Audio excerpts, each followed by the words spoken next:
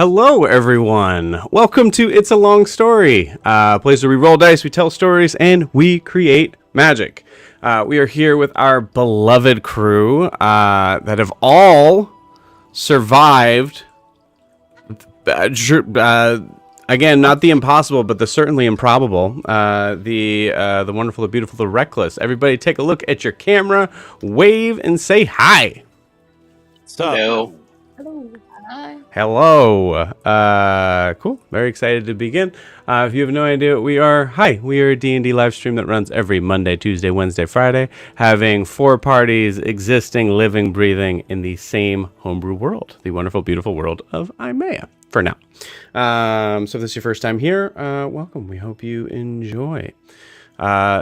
Announcements, pretty much the typical ones, but we'll kind of run through them as quick as we can. First and foremost, this Saturday we are back in business for Humblewood Silk and Sunder. For those who don't know, Humblewood Silk and Sunder is a drop-in, drop-out campaign that we've been running for most Saturdays in the summer. That might be leaning into going into some of the weeks in September until the campaign is done. So very excited to be jumping back into that. But the reason why I'm mentioning is because we are typically always in need of players to jump in. A drop-in, drop-out campaign means that you can jump in for a single session, you can jump in for multiple sessions, you can take a break, come back, or you can play through the whole campaign. So if you are interested in checking that out, and being able to play a setting that is allowing a D&D setting that is allowing you to pursue your wildest dreams of being a skunk or a bird in a cool new D&D setting, there's your chance. So they obviously have homebrew races, a couple of homebrew classes, some new feats, new magic items, and all that good stuff. So yeah, please check it out. You can do so by going to startplaying.games/GM/It's a Long Story. For those of you who are watching on YouTube, it's in the video description below. For those that are on TikTok, it is also, I'll put it in the live chat for you guys to be able to check out. Yeah. Please check that out.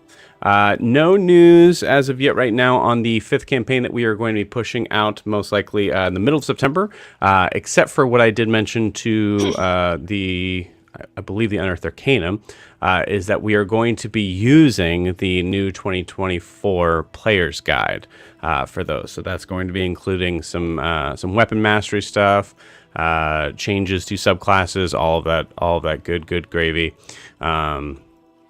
So yeah, plan on for that. If you are interested or you want more information regarding that, hey, guess what? It's the same link right below. So you can go ahead and just message me on that. Just say like, hey, I'm interested in possibly finding out stuff about that. And I will make sure that you guys are in the loop when that time comes. So yeah, thank you in advance.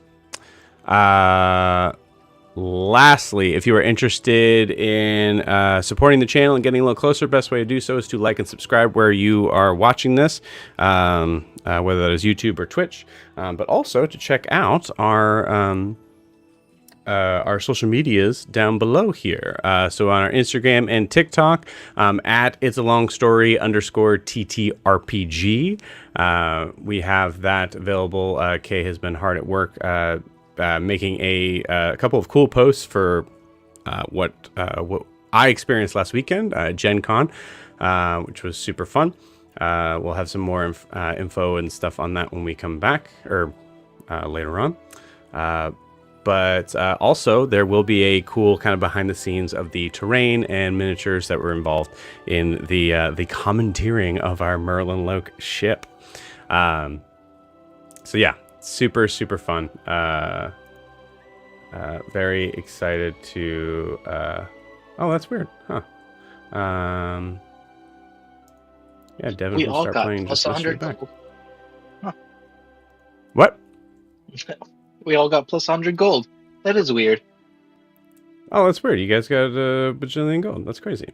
I mean, yeah, that's more like it. 100 to me, like yeah, we just got 100 40K in UA, so Okay, I was like, making it fair. Wait, what? He's I like, if dropped I it on the said street. if I said you guys sell the ship and you got 100 gold apiece, would that be enough for you guys? Think that'd be fair? I would look at Right? Ogre for economics lessons to make sure. The island's economy is very different than the Very rest of the different. area. Yeah, exactly. I was trying to go easy, so he's like, oh, a magnet popped up, took all your gold. Yes, what is happening? Cool. So I believe that is it for the announcements. So time. We did it. That might have been the quickest I've ever gone through all that. Who is doing the recap today? Me. Nav. The person who was not. Nav. You got this. Nav? All right. Yeah. Cool. We gave her an extra homework assignment. Oh, yeah. I like it. I know. I like it. Yeah, Thanks, that's- guys. School was too easy. Nav, welcome back, by the way. Good to have you. You're going to be very needed in the RP that comes in for tonight. But cool, awesome. Well, without further ado, before we get into tonight, we do need to get a recap of where we left off. So, Nav, please take it away. I will try my very best. This recap is brought to you from the view of a hazy third-eye omniscient voice. Could it be God? Who knows, but I hope you're buckled in for this ride. We begin under the floor of the Merlenloke encampment with Granny and the other goblins, as well as Fisher, just barely alive for the only hit point that matters is the final one. Both Yoon and Ogre quickly check through their acquainted items. You notice that Byron did indeed take the pearl, and Ogre, noticing that Aloria, her stealing, conniving half-sister, took her necklace and still has it. A moment of brief respite, the party discussed the next steps, which could be going down the chute where our friendly neighborhood bat bear lives, as well as Yoon says not to worry about him for the internal bleeding has stopped and maybe a potential rib poking to the lungs, but onwards. There is a brief mention of the tunnels, but Riaris mentions that all roads lead back to the same place, so they may not know of the new tunnel the Peck's built, but then again, a ship is a ship. Kay mentions that they could maybe get the crew on the ship, but it'll take a lot to get the ship out of here. And let's be real, it does make for a better story. And we do owe it to Carvis, the bellmaker, to mess up this encampment. So, with the mention of the grenades and all the fun trinkets we've acquired over time, Ogre grabs the Simian Vine that was gifted to her by the Hadozi King, a staff that allows us to call for aid. It's worked twice before, and they say the third time is indeed a charm.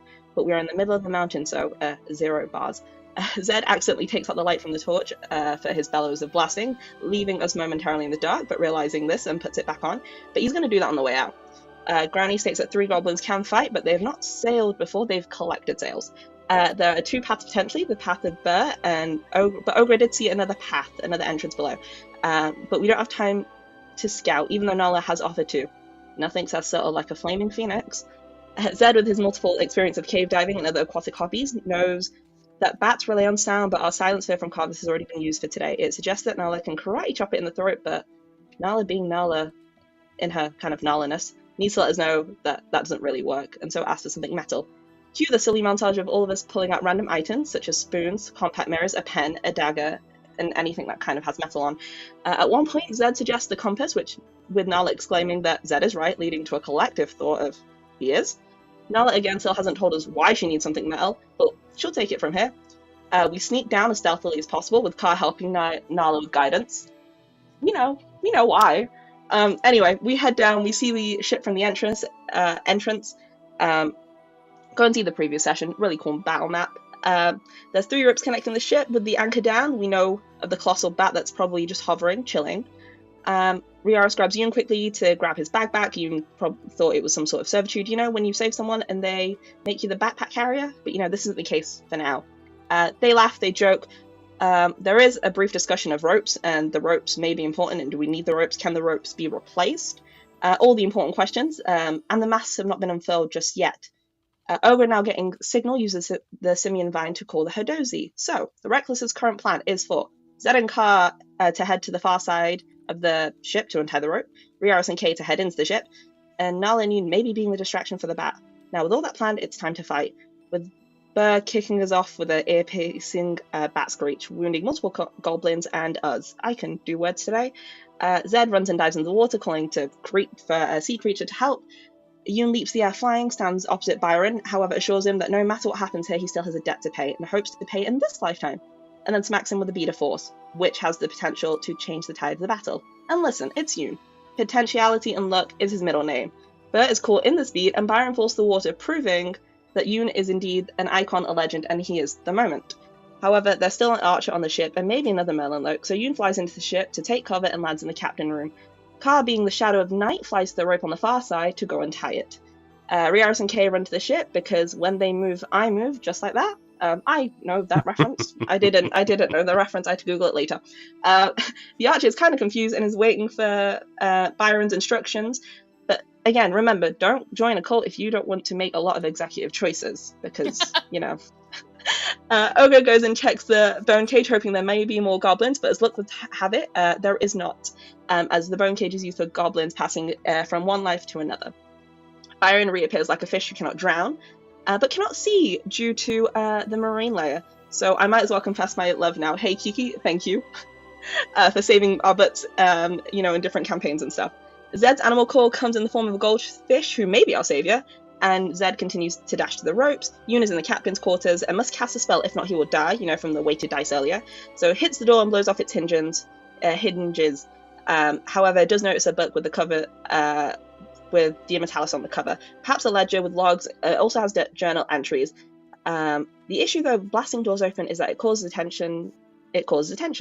So considers putting a desk or something as a barricade, realizes that might be too much work, and it hides under said desk. Joe begins to create sympathy for our villain by mentioning there is a little page of tic-tac-toe that she's played by herself. It might be a battle tactic for her, who knows.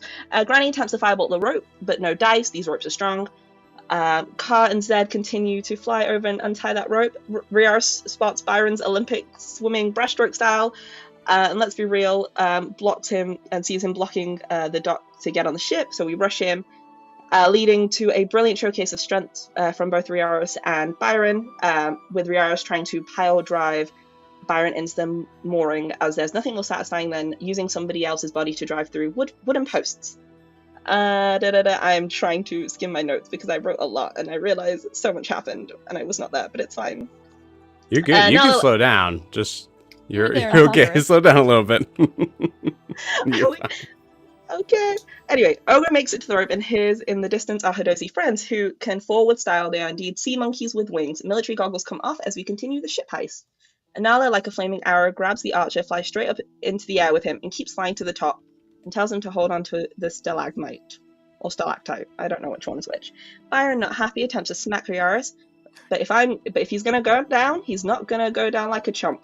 I mean, he's arguably calling himself a chump, because he is going to go down. But we pan to the bat, who's not having a great time. Yoon, who's chilling in the captain's quarters for a brief moment, notices the thread count of the bed, the alcohol, and decides to pour a drink sitting on the bed to read a book. There's a tome of magic spells, more kind of an instructional guide, but there is a spell scroll of greater invisibility. Ogre notices Yoon pacing back and forth, one moment with no drink and the next with a drink, so tries waving him down to get his attention. The sea monkeys in perfect sync ask Zed and Ka what their request is, which Ka asks, please can you untie the rope, and Zed asks them to help clear the deck. Well, that's, literally to maybe clear the deck. But we ask them to change that request to maybe go and fill the masts. Zed then rushes under the water to head to the other side, and Ka flies to the rope at the back of the ship to hold there undercover to untie those said ropes. Kay goes to grapple and shove the Merlenloke paladin off the ship, with Riaris hearing a splash behind. Riaris makes Byron unfortunately look very dumb, as he needs to understand his place in the world and rushes onto the ship. A huge ship, and guards the ramp just in case Byron does come back. And spoiler alert, he does come back. Ogre puts Granny on his shoulder and sends her across the rope by throwing a healing word to Yoon by whispering, I see you! But Yoon thinks the whirlwind has healing properties, which it does, arguably. Byron attempts to grapple Riaris, drag him underwater, which is successful, but Zed sees this and sends a goldfish, who dies immediately by smacking Byron in the face. Yoon decides enough is enough, and heads kind of out the captain's quarters, and leans on the heavy anchor pole, and with the help of the weight of the ship by the Hadosi unfurling the mast, is able to kind of start pulling the anchor up. Rani climbs onto the ship and takes notice of the 100 thread count, which is bougie. Ka helps Ogre out the last rope, and Ka notices something. We don't know what, but there's strange behavior happening. Stranger, to be fair. Anyway, some of us are now on the ship, apart from Ogre, Car, and Riaris and Zed. Some of them are underwater. But the last surge of strength, both Riaris and Zed broke free, for Riaris to only be faced with another Merlenloke behind him. Ogre is pulled by the rope, and rope is now able to swing into the ship. Okay, so now there's more of us on the ship. Well, yeah, on the ship, in the ship. So with Byron's final words being to keep your eye on the horizon, Riaris responds, but with Zed's perfect timing, uses Byron's head to splat himself against the side of the ship. Yoon uses his gun Nudge to create Zephyr's shot to push the mast out and create a wind, and sits on the ground. Kay's at the helm, Car is pecking down at the bottom, and there's still Riaris who's underwater. But it decides to move the action run and make it to the ship. The Merlenloke were publicly humiliated, and in the best way, there is a communal message or thought from the Wreckless to the Merlenloke. Hi, you got a ship. If they weren't, you'd have a ship. Get fucked, the Wreckless. That is my weird, wonderful recap from a hazy third eye view. I don't know if any of it made sense. Beautiful. Very nice. Yes, I love it. Cool. Anything that we need to add, friends? Like, I don't think that's Perfect possible. recap. Yeah. No, it was great. Very nice. Awesome. I know, no hearts. Yeah. An A+ for that segment, guys. Cool. So let's dive in. There's just one more thing I need to handle here, but I can do two things at once. Maybe. We'll see.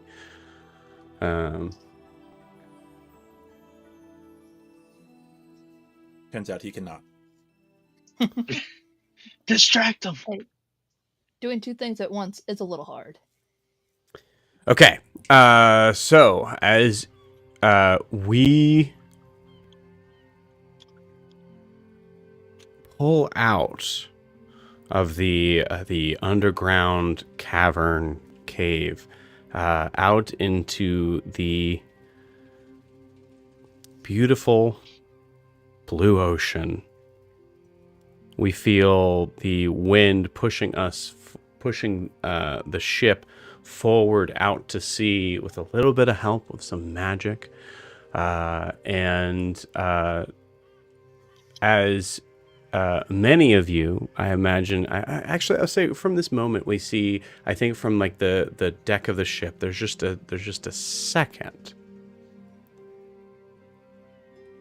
where you all climb up together, check wounds, check to make sure everybody's here, and then stare back, looking at Mount Jacoblan that is quickly disappearing behind you. As we zoom in on all of the faces, looking around and seeing that it was ultimately a success, and a very brave and daring one at that, I would like you all to tell me what's going through your mind. We're going to start with Yoon. Yeah, I think Yoon is kind of just like sitting on the deck of the ship at this point, still with like a glass, and I think he's just completely exhausted. Like, this is, he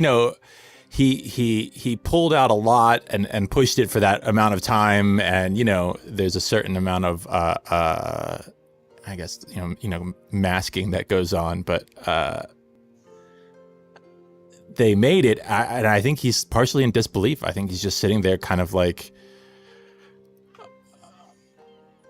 he's just sitting and drinking with a blank mind, trying to figure out what's happening. And then I think in the back of his head, he realizes that someone's going to have to pilot the ship, that they're going to have to, like, the ship is just floating out to somewhere right now. And that he's so, like, that when you're so exhausted and you just want to go to bed, and then you realize you have one thing that you didn't do and you need to go do it. And then this thing is something that's going to take all day because you have to pilot the ship and we have some goblins. So yeah, I think he's trying not to think about that, but generally, yeah, he's just kind of sitting there kind of in awe of what happened.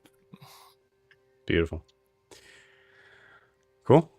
Yeah. So having that face of like that sneaking, like looking back at the unmanned helm for a moment, we move from Yoon over to Riaris. Riaris, what's on your mind?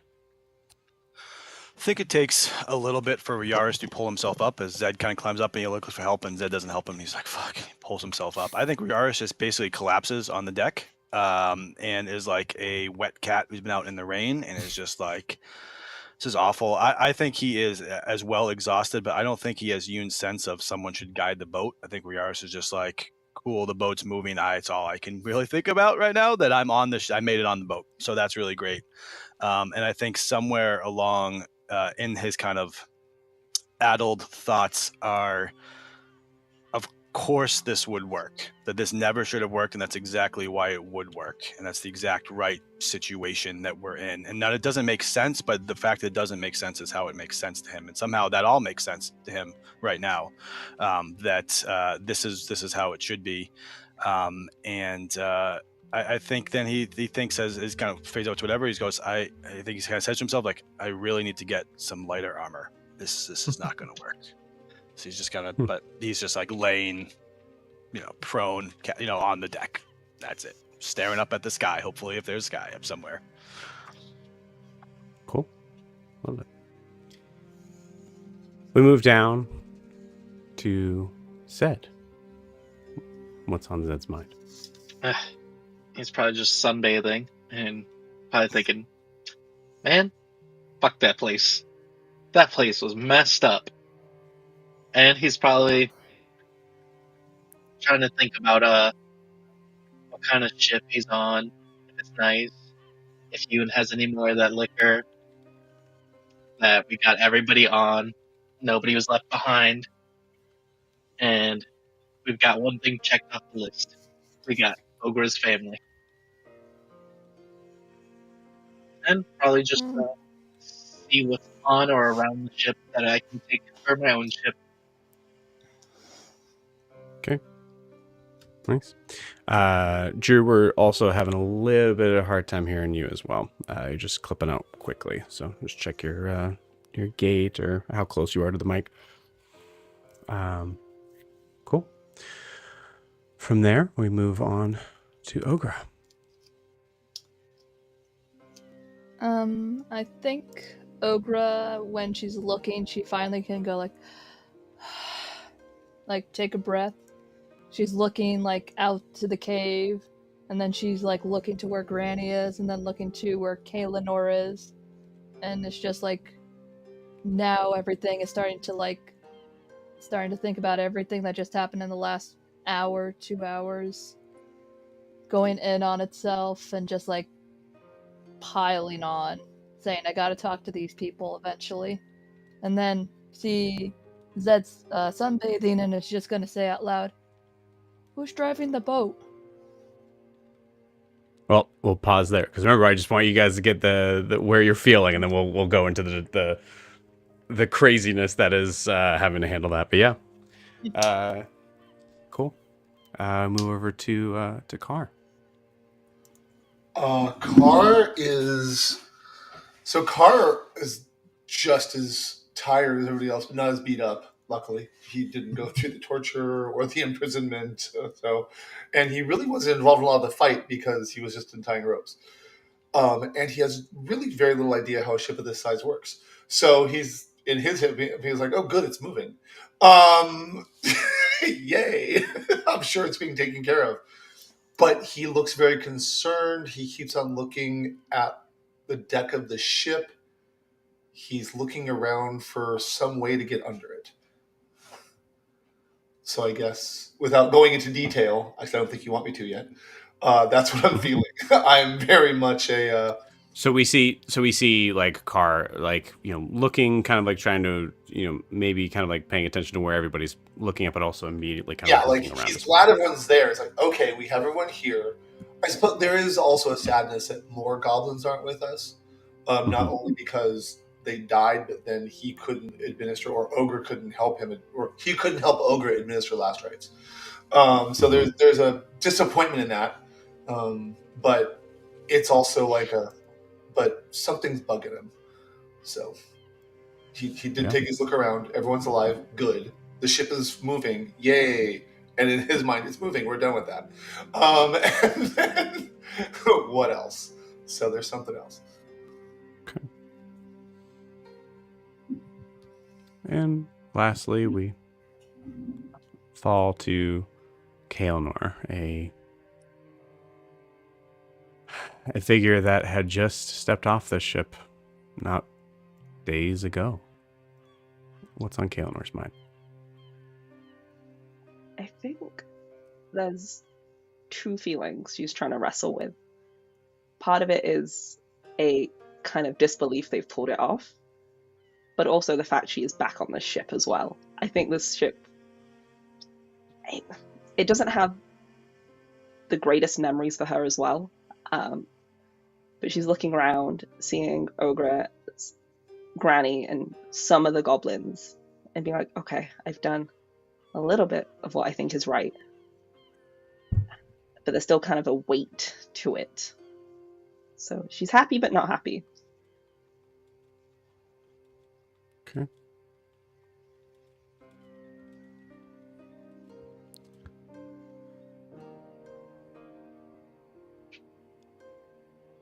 What's on Granny's mind? It's impossible to say. Unfathomable. I think Granny is staring in the direction where everybody else is staring, and sees nothing but the wall of the back deck of the ship. So it's just staring at wood.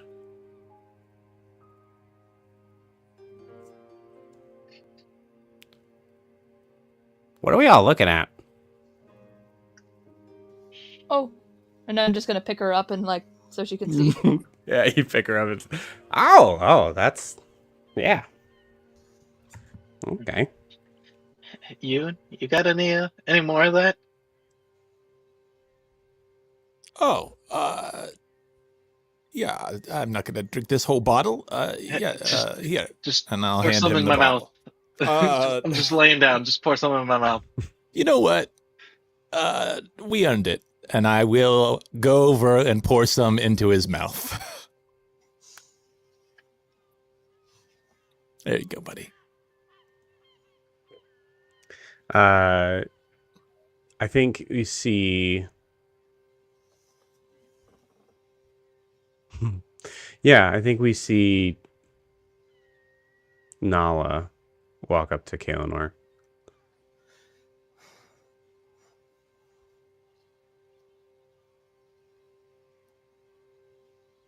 Well, we did it. Yeah. Stole the ship.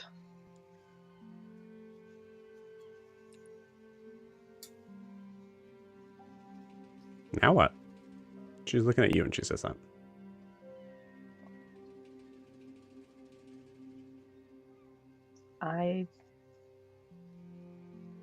I think Kay goes back to the conversation that Nala and they had, and is like, I don't know.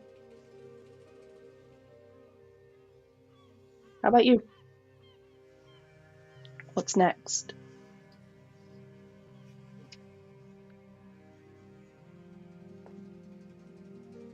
She seems kind of taken aback by that question, something that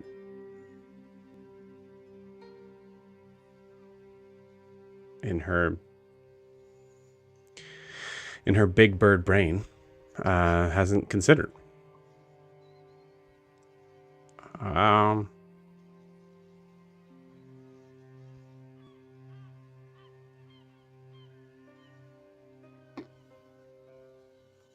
Yeah, well, immediately what's next is getting this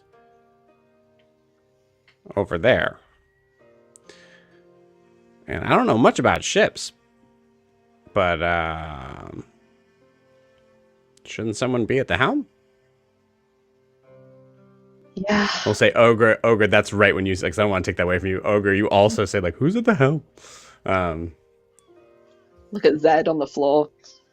You just pouring alcohol into his mouth, and you're like, The two people with ship sailing proficiency. Yep. I don't Yep. want to. Oh, okay, I'm going. You know, I'll walk. Mm. I kind of forgot to mention this, but that bead, the thing I used to surround the bat, it lasts for about a minute. So it looks like he's not chasing us yet. Hopefully Byron is just kind of, done. But yeah, I suppose we have to get the ship moving at some point.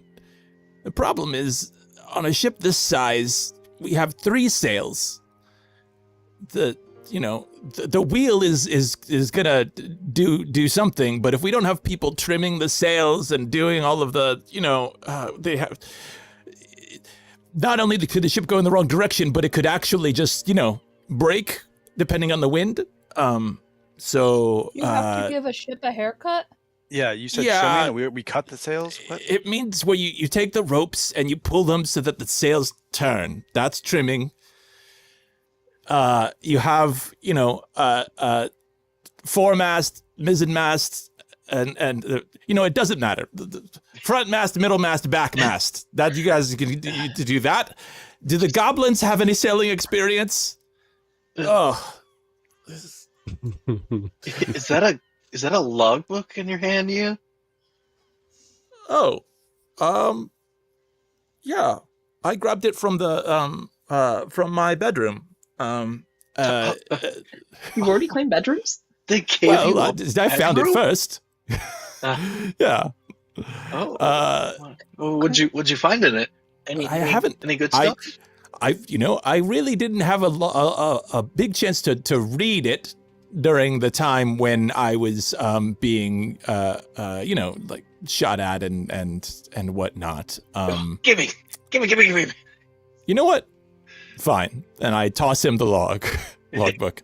Still, does anybody Ogre, goblins, any sailing experience? Can they pull ropes?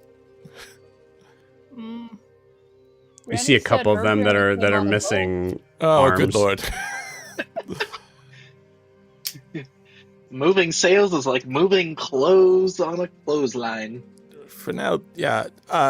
If someone's at the wheel, for now, just keep it straight. Eventually, we're going to go in this direction for as long as we keep the sails in this direction, and then we'll need to work on turning the ship. But we'll just get away from the mountain. And then we just need people who can pull rope and then retie rope. That's like 80% of it. Oh yeah, and then the autopilot will take care of the rest. Hey, Yep. I don't know what that means, but come over here. Zed, I'm from the helm. I walk back down. I'm like, Zed.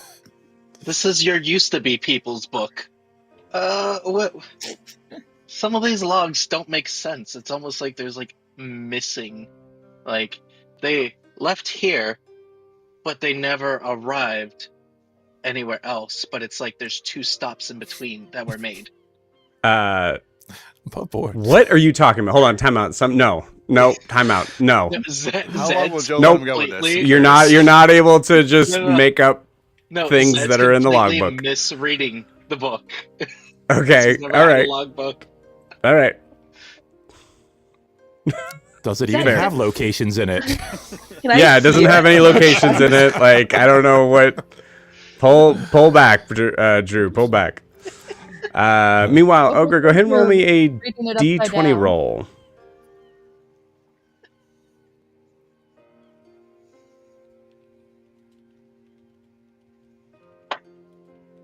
Ogre, roll me a D20. Oh.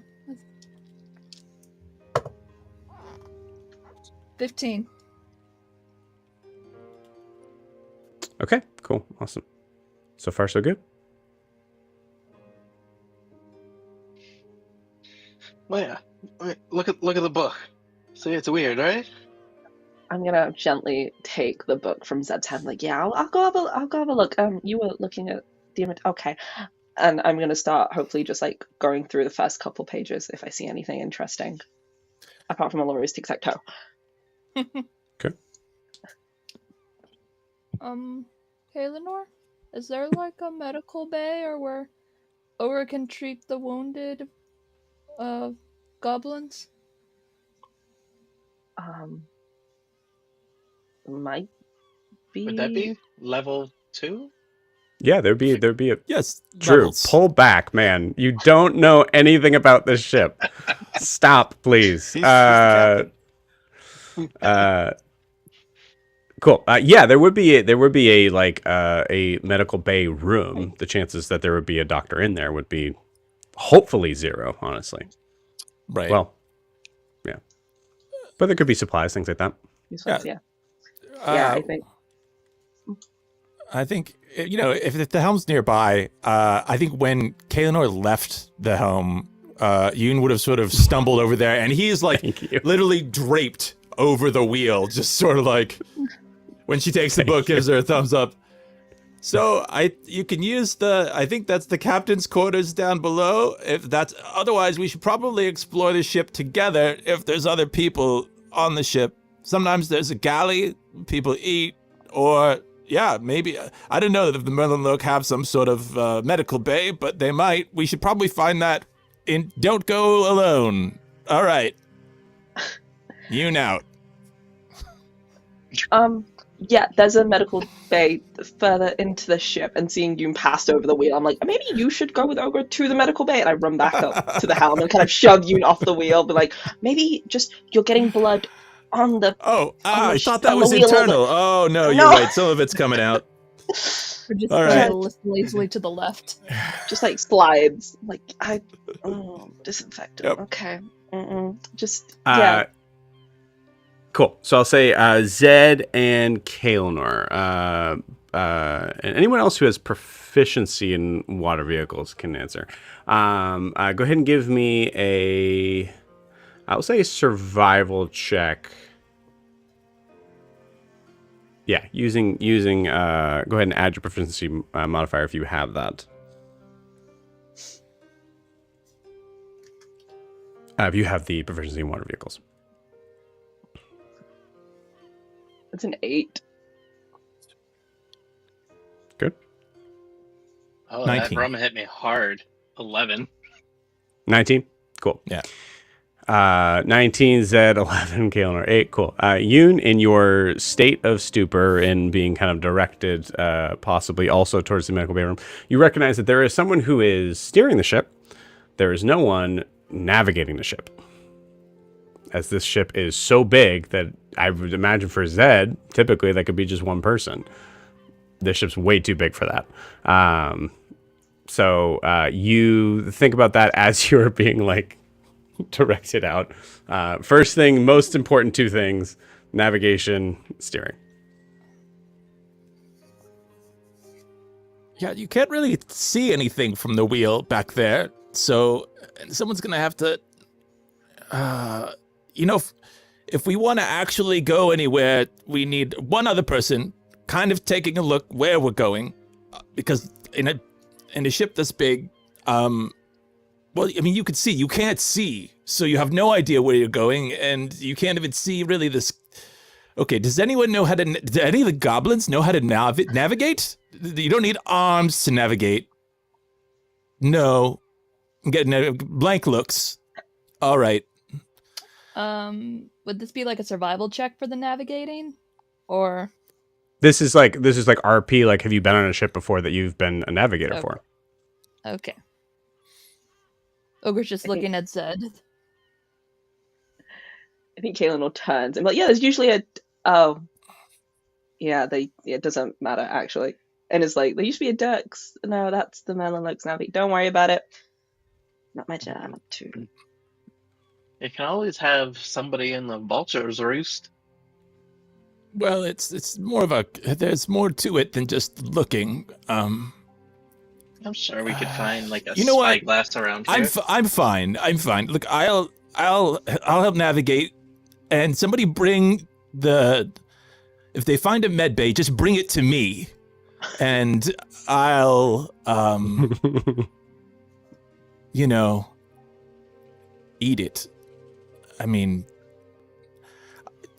just bring me some medicine and I'll be fine. In the meantime, we need to get at least in the direction we're going, and I will I'll help with that. I will need a few people, maybe anybody. Okay, maybe the goblins. Can you literally do nothing right now? Can I? Okay, they can't do anything. They can do nothing, yes. Okay, great. Great. And you're very literal. I should have known that from Ogra. That's my bad. I will say, you go ahead and roll me an initiative roll, please. Okay. 24. Oh, wow. Incredible. Cool. So you're shouting orders shouting who can help with this? And you're also just kind of back running towards just trying to make sure somehow there's I think Kael'nor from your area of the helm, seeing him kind of travel down the lower deck. You see him backpedal down the stairs, and you see there are as the ship is kind of moving to and fro, there are still pieces that have that are not fully connected. You see there's a barrel that kind of rolls to the other side that is definitely going to hit Yoon, and you see Yoon just kind of walks over it as if he knew it was there. It's incredible. Cool. So Yoon, as you're directing this, obviously you can continue to do so. But you notice as you do make a quick turnaround once you get to the stern of the ship, you look below and you see there is a massive rock you guys are about to hit because you're on the shore still. Yeah. Or you're in shallow end, you know what I mean? Right. Fucking. That's. Port right. Do you know this side? Turn that way. Oh. Someone go pull that sail. Anybody. Just immediately bolt for it. It's go to undo Stage it. left. Stage left. Oh, is that Kael'nor as the helm? And also, I mean, well, no, Yoon gave a direct command. Now that's something he understands. Pull that. So Carr flies over, grabs the rope, and does his best to pull it, looking at him. Yeah, I love it. Yep, you pull the mast there. Yep, like this. I like that a lot. Perfect. Immediately following Yoon's direction to go for and navigate. And Carr's with that. I don't. But pull the rope. The sail itself. Just pay attention to the sail when it'll make a sound when it just hits the air right, and then you just wrap it around and make sure it's not loose. That'll have to figure it out, but just make sure it doesn't come loose once it's there. So Yoon gave the possibility for this roll. Carr is giving the advantage. Kael'nor, go ahead and give me a survival check, please. With advantage. Okay. How are you guiding? Ogra's just seeing how big the ship is, and she's just gonna put a hand on the shoulder and there. Like a Nice. like a shoulder massage. This is a classic guidance. Sure, Carl loves that.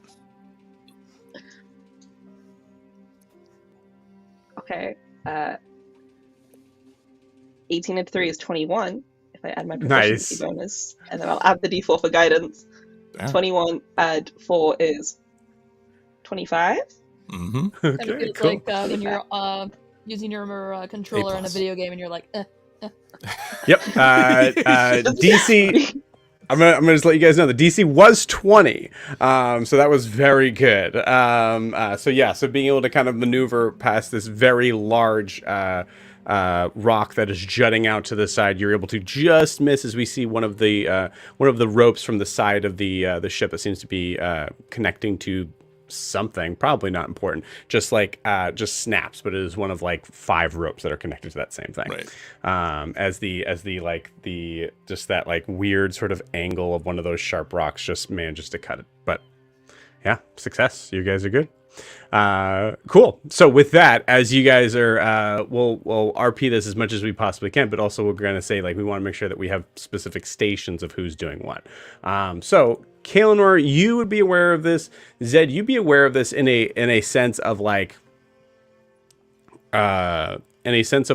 these are things that need to be done on a ship, but a lot of times they were just manned by you. Your ship was a caravel. This is a galleon. It's a massive, massive difference. So, what you both know, and I think you also have proficiency. Is that right?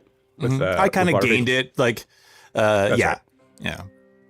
Cool. So in this case, this might not apply, but it's up to you.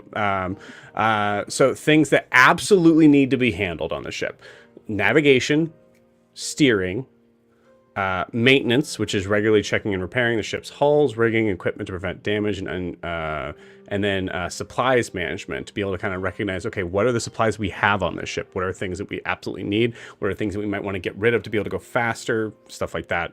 And then lastly, damage control, addressing and repairing any damages or breaches immediately to prevent the ship from sinking when and if that happens.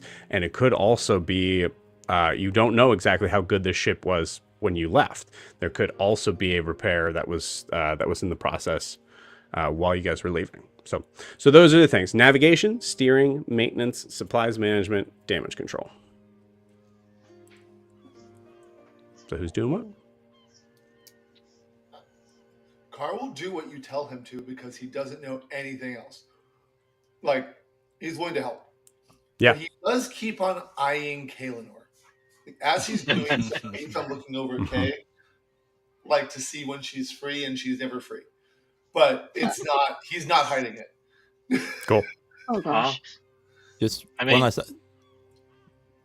Nav, steering, damage control. Maintenance. I'm writing them down. Navigation, steering, maintenance, supplies management, damage control. Damage control. Okay, cool. So I'll stay on nav. I mean, it feels like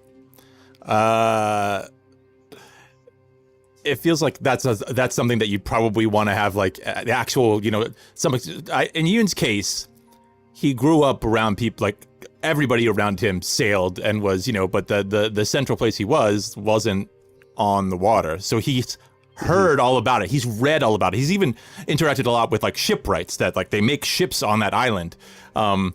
But the first time he was actually on a ship, like, was him sailing over to this island, and then actually running anything on the ship was on the Wreckless. So that's, I think, the point that he got that sort of proficiency. It was like, you can have the knowledge, but until you do it, you just have, you know, you can't put it together. And that was so yeah. And now he's trying to put it together on a galleon, which is, yeah, a whole other thing. But yeah, I'll do nav if navigation, if that's all right with everybody else.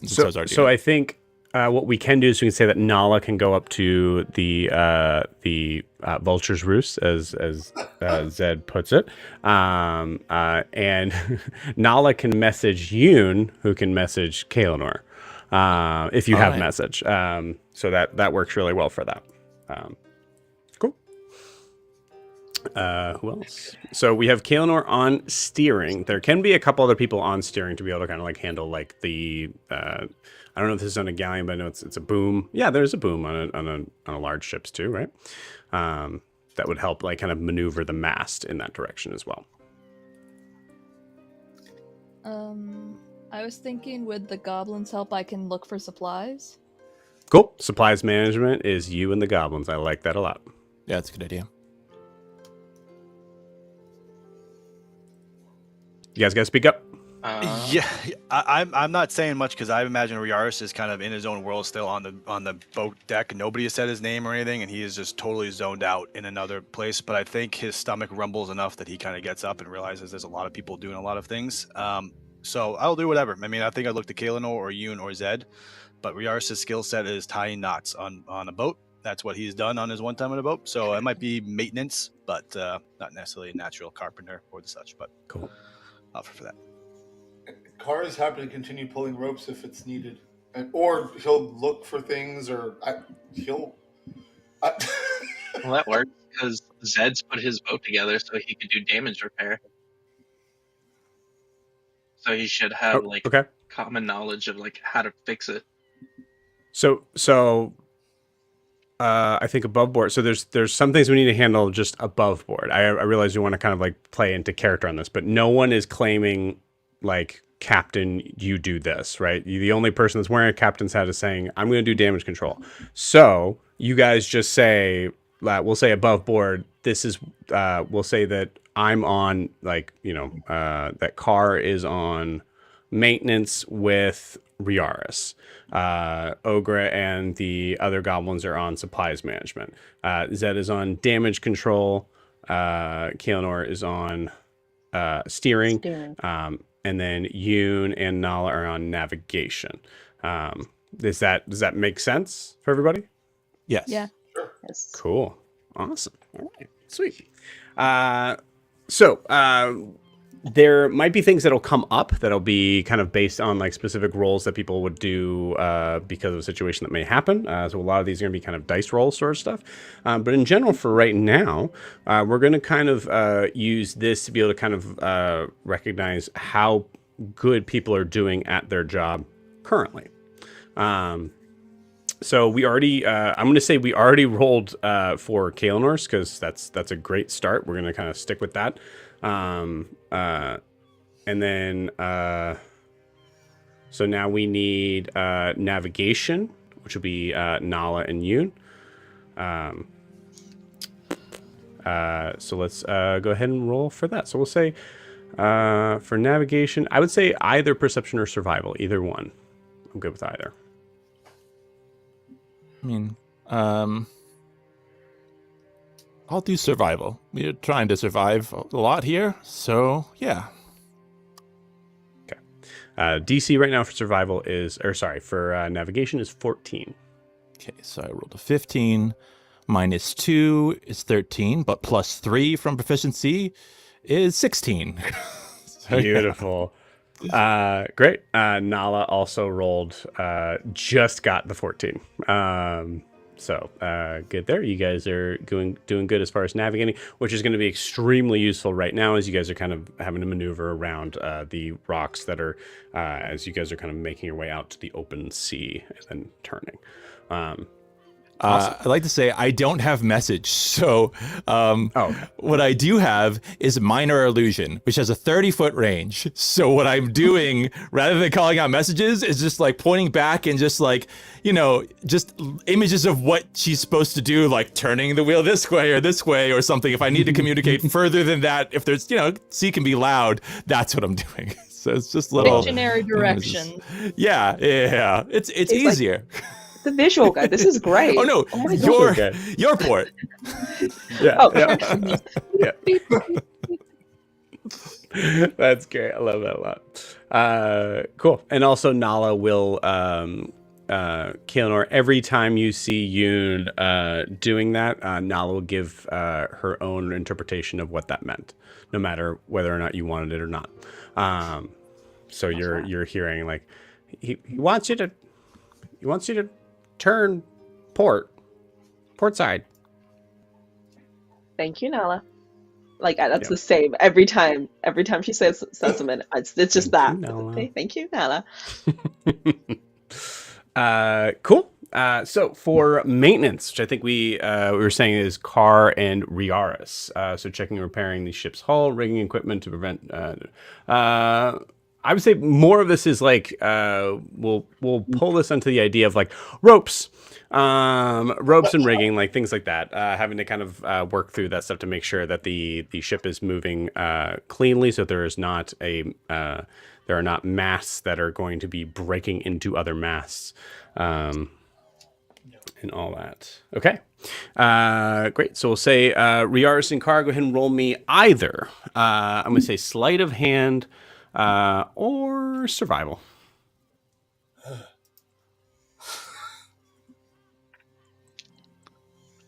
10 for survival.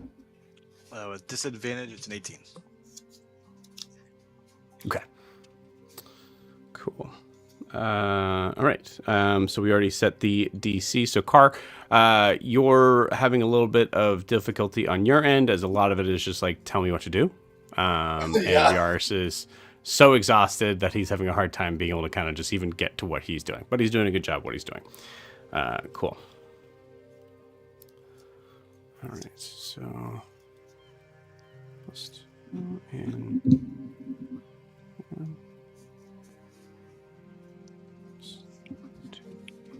Would I notice that rope that broke off earlier, that snapped when we were turning the boat? No, I don't think so. Not where I picture you on deck, which is probably like just on That the was just like, if I would lower notice deck it right in during the my middle. check. I don't think I would have noticed it right at the time, but okay. Cool. Yeah, go ahead and roll a perception check.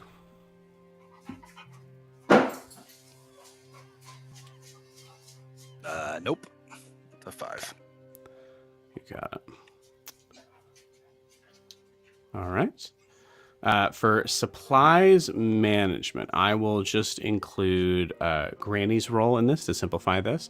So at this point, Ogre, you're kind of trying to get an idea of, okay, basic layout of the ship, what is where, what is in what is important, what are we finding, what are we finding that would be good for us, what are we finding that is valuable, what are we finding that we could probably just toss because we don't need it. Yeah, so I think for that, I will say, investigation or sleight of hand. I'll do sleight of hand. Got it. Let me pull up.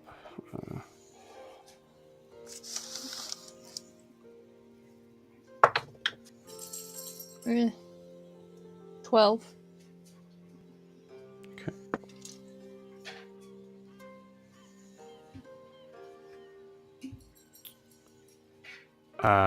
Granny rolled really bad. I think Cool. I'm trying to All stop right. all the goblins from like taking in random stuff in every room. Yep, got it. Like, no, we're not getting shinies yet. Just looking for like, and I list some of the things. You see, there is like a there's a really large sconce below deck that is like in the main sort of area where there's like almost like an extension of but it's silver and it's shiny, and you see them actually just actively trying to pry it off of the wall before you find them and get them to stop. Well, on second thought, that looks nice. Nice. Cool. And then lastly is damage control. So anyone else are missing as far as NPCs I'm not thinking of? I think that's it. Not unless Fisher's Or Fisher's pepper to them. Fisher's probably medical bay, honestly. Oh, I had a question. Did Dill survive? Was he one of the 3, or is he with the others? I cannot remember. That wasn't the one that specifically ran off, was it? No, No, that that was was- Milky. It was Milky. Did I mention Dill yet? Okay, you do not see Dill here. Sad. Zed, damage control. I will say investigation or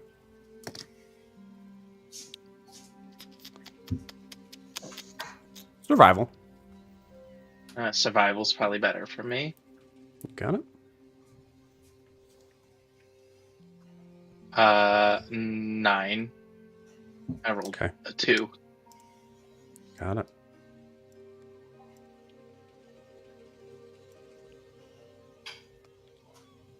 Not used to a ship this big.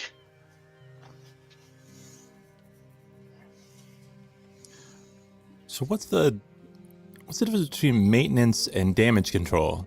As far as like damage control, So we changed maintenance to being just Oh. basically like ropes and rigging.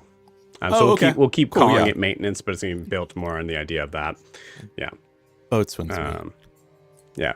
Possible bad things happening to fixing bad things happening. Mhm. Maintenance Okay. would be cannons as well, right? Because we changed it to ropes and stuff. Do you guys think you're going to be? I do think there's a possibility that that's why you're. If you think it's Zed's, well, Drew asked. So I think Zed's interest and why it's so low is because Zed finds the cannons. right. Like we had, I think whatever the plan was, it was generally like we don't have the resources to man the cannons right now. We're just trying to sail Right. the ship. So just check out the ship, and then there's a bunch of cannons, and I understand that. So yeah, Want cannons. it's like 10 is what we said, right? 10 cannons. Yeah. What was said, I suppose. Yeah. 10 cannons. Okay, cool. So this is the bonuses that you guys have right now based on how well you're able to be doing your job throughout the voyage. So we have a +2 in navigation. We have a +2 in steering. We have a +1 in maintenance. We have a -1 in supplies management. We have a -1 in damage control.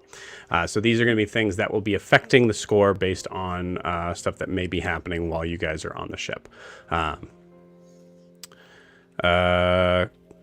Cool. All right. Overall, not bad. Sweet.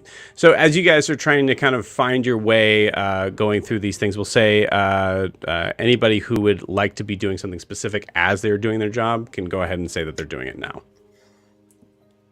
I didn't catch what you said. Chill, that last part.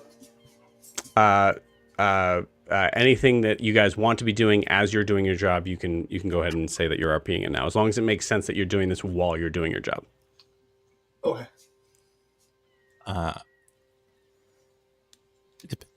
If Kay's not going to read, if Kay's going to read the logbook, or at least start to go through it, then, or whatever that, yeah, then fine. Otherwise, I think that's what Yoon, he grabbed it for a reason, would be interested in too, to try and, in between when he needs to make call outs and things, at least like be just kind of looking down at it and, checking through it. Yeah. Okay, cool. You got it. Does Yoon have the logbook? No, he doesn't right now. I think he'd look back at Kay to see if Kay was reading it, because Kay was the last person to have it. So if she's reading it, then he's like, okay, somebody is checking it out, at least, because we need to check it out. So otherwise, he'll kind of come over and grab it at some point. I think I skimmed over it, and then I realized steering the ship slightly more important than reading the logbook, considering the size of the wheel. So I do hand it back to you and be like, if you don't mind, I want to have a nosy about that later. Yeah, I mean, I think you probably know more about it, but important to keep on course. Yeah, the wheel can't be moving more than a hand in one direction, otherwise. Yeah. Anyway, great work. Thank you. You too. He just awkwardly walks back with the book to like the front of the ship. Oh God, I'm tired. Yeah. Great. I think as Riaris is kind of going, he like slips a little unknowingly, not paying attention, on some blood on the deck, and then he follows the trail of blood towards Yoon, and it kind of goes back, and he's back and forth. Yoon gone, and he's like following, like, kind of looking down, not really touching. Then it goes back towards wherever Yoon goes. Yoon, I thought you were bleeding on the inside. Is this yours? What is this? I think that's extra. I don't think it needed that. I think you make more. Is what I've heard about. Right. Well, let's keep the rest of it in, and I will do my healing hands spell on Yoon. Last little thing I got. So, You got it. For 9 hit points. Okay. Just gotta go pat him on the shoulder. Just yeah. All right. I think when you do that, he collapses a little bit, like puts one arm kind of on your shoulder as you do that, and just kind of goes, "Thank you, Paris." Yeah. Good timing as always. Thanks. Good to have you back. Right. Yep. Yeah. I don't know what I'm doing here, so let me know if I'm doing something wrong. All right. You keep it up. I definitely know what I'm doing, so I will let you know. Great. For sure. It's okay. I'm ready to. Yeah. Okay. Great. Yep. Just kind of wanders off. Car. No. Over there. Other way. Okay. Yeah. The whatever side. Fuck that side. Oh, not that way either. Damn it. Yeah. Stumble off, and that's all. Yeah. Cool. Great. So Keelanor, as you are checking out the logbook, go ahead and roll me an investigation check. And I'm going to give you disadvantage right now because Yoon... let's hold up real quick, actually, before you roll anything. Yoon, roll me a perception check. Okay.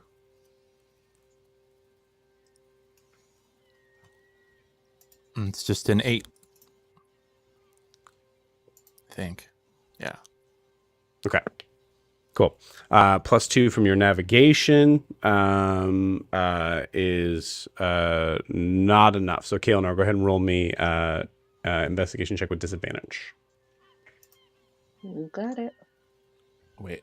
So I think as Kaelinor is looking, unless that number's wrong.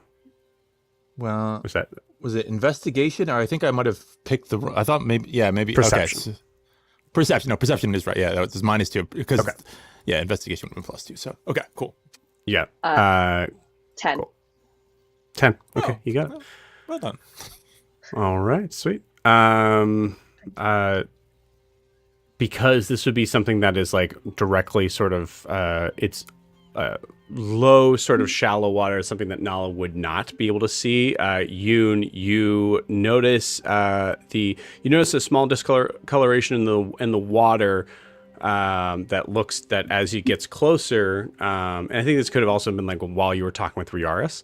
As he gets closer, you recognize, oh, nope, that's a rock, and you start to kind of like shout out, but it is too late as you hear a horrible. The ship immediately kind of jolts to a full stop for a second. I rolled how bad it was, and it's bad. I need everybody to roll me a dexterity saving throw.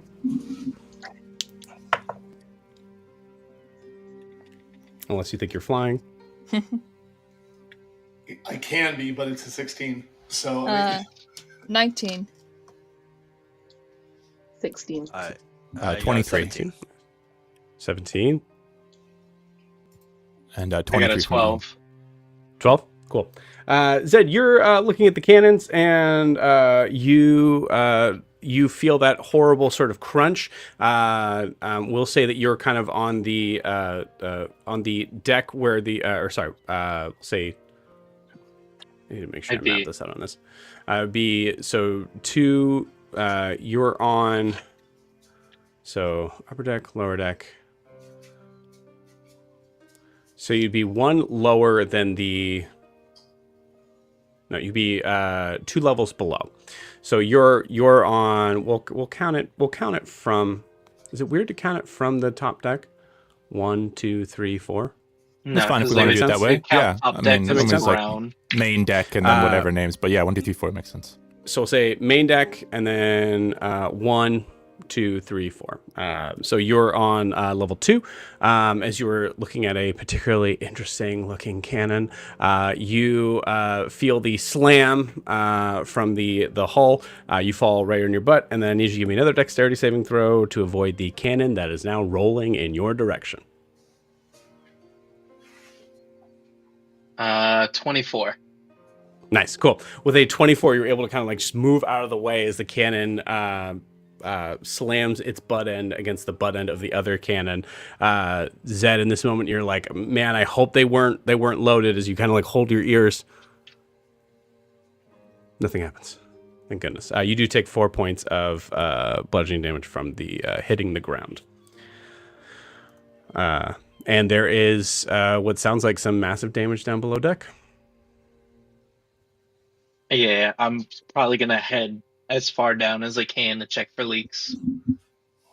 Cool.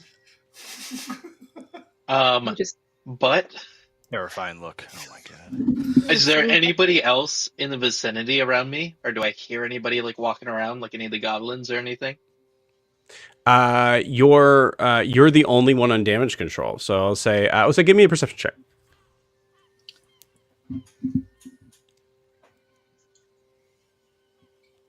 14. 14. Ogre, give me a luck roll. DC 11. 18. Nice, cool. You hear some of the goblins kind of just reacting to this as you hear them kind of like chattering in goblin speak, and you hear Ogre just going like, "Shut up, shut up!" And it's in the in the same hallway of where you're at. So it'd be just outside of the whatever room would be where I said probably maybe. Yeah, it is in the hallway that is connecting to the other floors. All right, I'm just gonna shout that I'm heading down to the bottom to check for leaks. I need a battle buddy. Anybody want to come with? Just to see if I can get like a goblin or something, because Riaris told me back at her village, don't go off alone. I mean, Oh. Zed said that. I mean, you said that not that long ago too. But here we go. Yeah. Ogre, you hear that? I want to say in this argument, she probably accidentally ripped off a door handle and all the goblins are fighting over it. Okay, cool. I like it. And she's trying to put it back on. It's not like she's trying to shove it back into the door. Nice. Okay. And I just shoo them away and say, don't take any shiny things yet. We need medicine, because Ogre's going to try to heal you. And Granny, Ogre's got to talk to you, but in another time. But food and other things. That's not ominous at all. Ogre's just had a very long day. I think you hear in the background Zed go, okay, so no one's coming, okay. Yeah, I was gonna say, Ogre's on her way. Ogre's on her way. I'm heading down. But if any of you have any question, go to Yoon. He loves goblins. Oh my god. I'm right here. I'm the elder. Fine. We'll put Yoon in charge. That's fine. Everybody go find Yoon. And Well, you see all of a sudden just Use scrambled. a boat? Just this bunch of.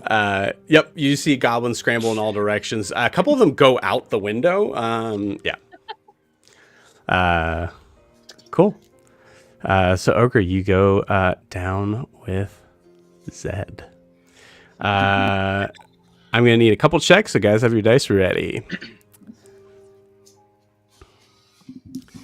As you guys go down below,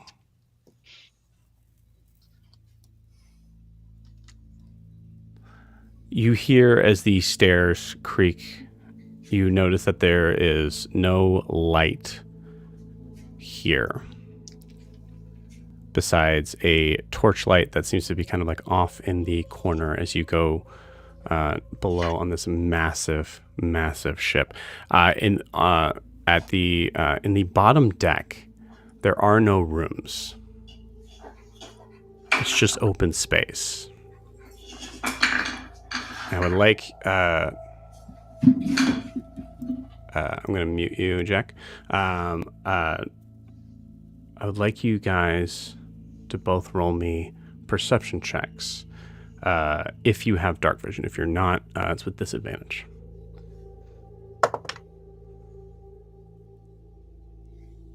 16.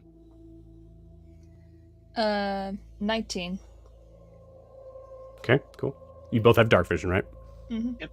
Cool. You notice there are crates that are there are a ton of crates down here, but there are crates specifically located somewhere in the middle of the ship where you actually see one of them. You can see on top of the crate, and so you guys are about maybe 30 feet away from this. You see a Merlenloke halberd laying atop one of them.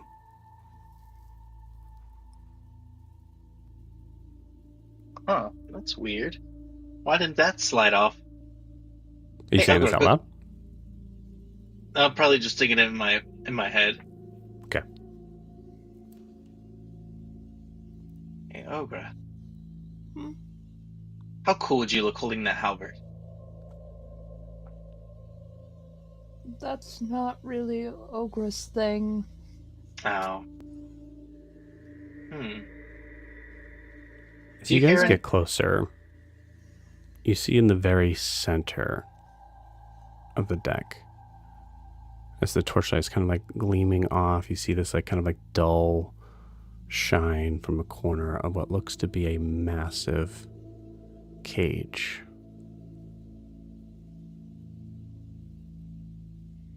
It's about 40 feet away. A cage? Hey, Ogre. Do you think more of your family might be in there? Like they just didn't unload them off the ship? You think so? I don't know. Can I do? Do I hear any running water, like a leak or anything? What'd you get in your perception check? 16. Yeah, I'd say you hear just like very far off in the distance, like truly, like probably like maybe like 80 feet away. You hear what sounds like rushing water coming in. All right. Hey, Ogre, you go check that cage. I'm gonna go find out where this sound of running water is coming from. But we Remember, just need so to make this is open area. So just, I want to make sure I'm very clear on this. This is an open area, so you guys are kind of walking the same way. There's no like rooms or anything. So Yeah. Okay. But yeah, just go slow about it in case there's somebody hiding. Ogre's getting really, really sick of cages. Huh? Bet. So who's in front? Ogre will go in front, and she'll kind of be like putting Zed behind her, almost like shielding him. Okay. Ogre, as you walk closer, each step, you feel like the air's already pretty musty and somewhat cold down here compared to up above deck. You feel like it colder with every step that you take.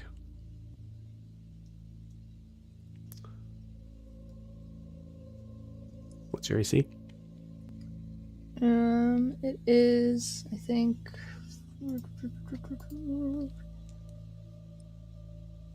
16. Okay.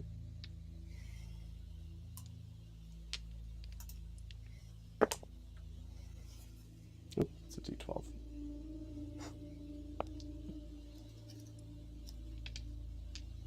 Okay. Great.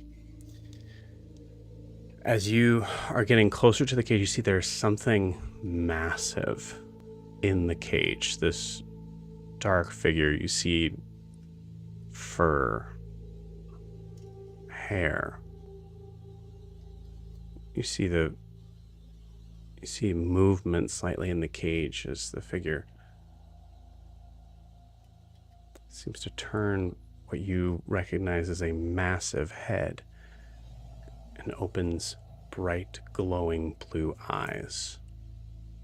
Ogre, as you are distracted for a moment, you feel a red-hot, searing pain on your side as there is a halberd stabbed through from you. Another figure kind of comes up and goes and tries to slice with a sword that is there. Ogre, you're just able to kind of duck out of the way. We're going to pause you guys there. We'll go ahead and roll initiative.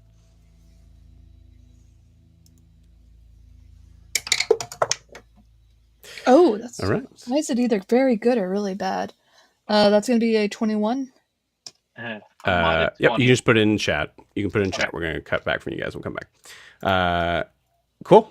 All right. Above deck. What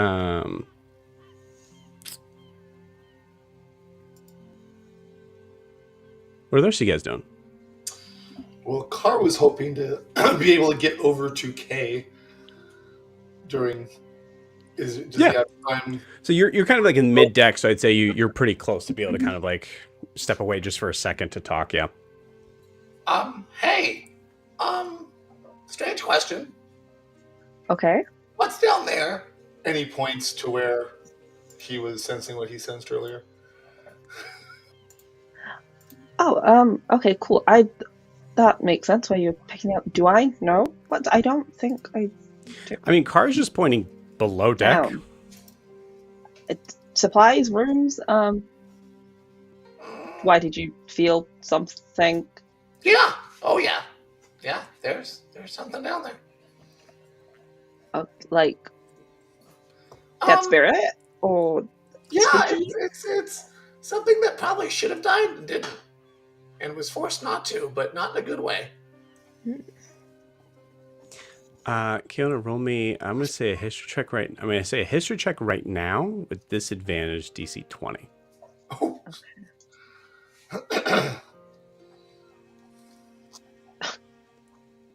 Nat 1 for a 5.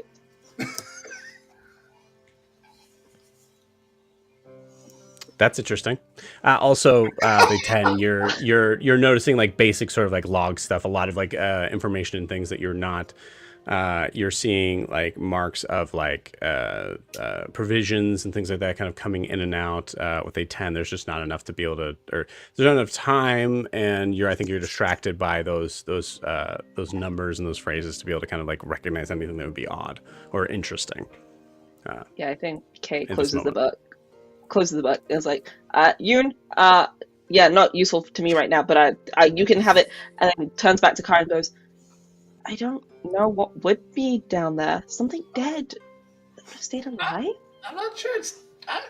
It's weird. It should have died. Should have moved on. Seems like it was forced not to. So I don't know. I mean, I haven't heard anything yet from the ship. I just sense it down there. But I mean, we're kind of busy. Like, oh wait, no.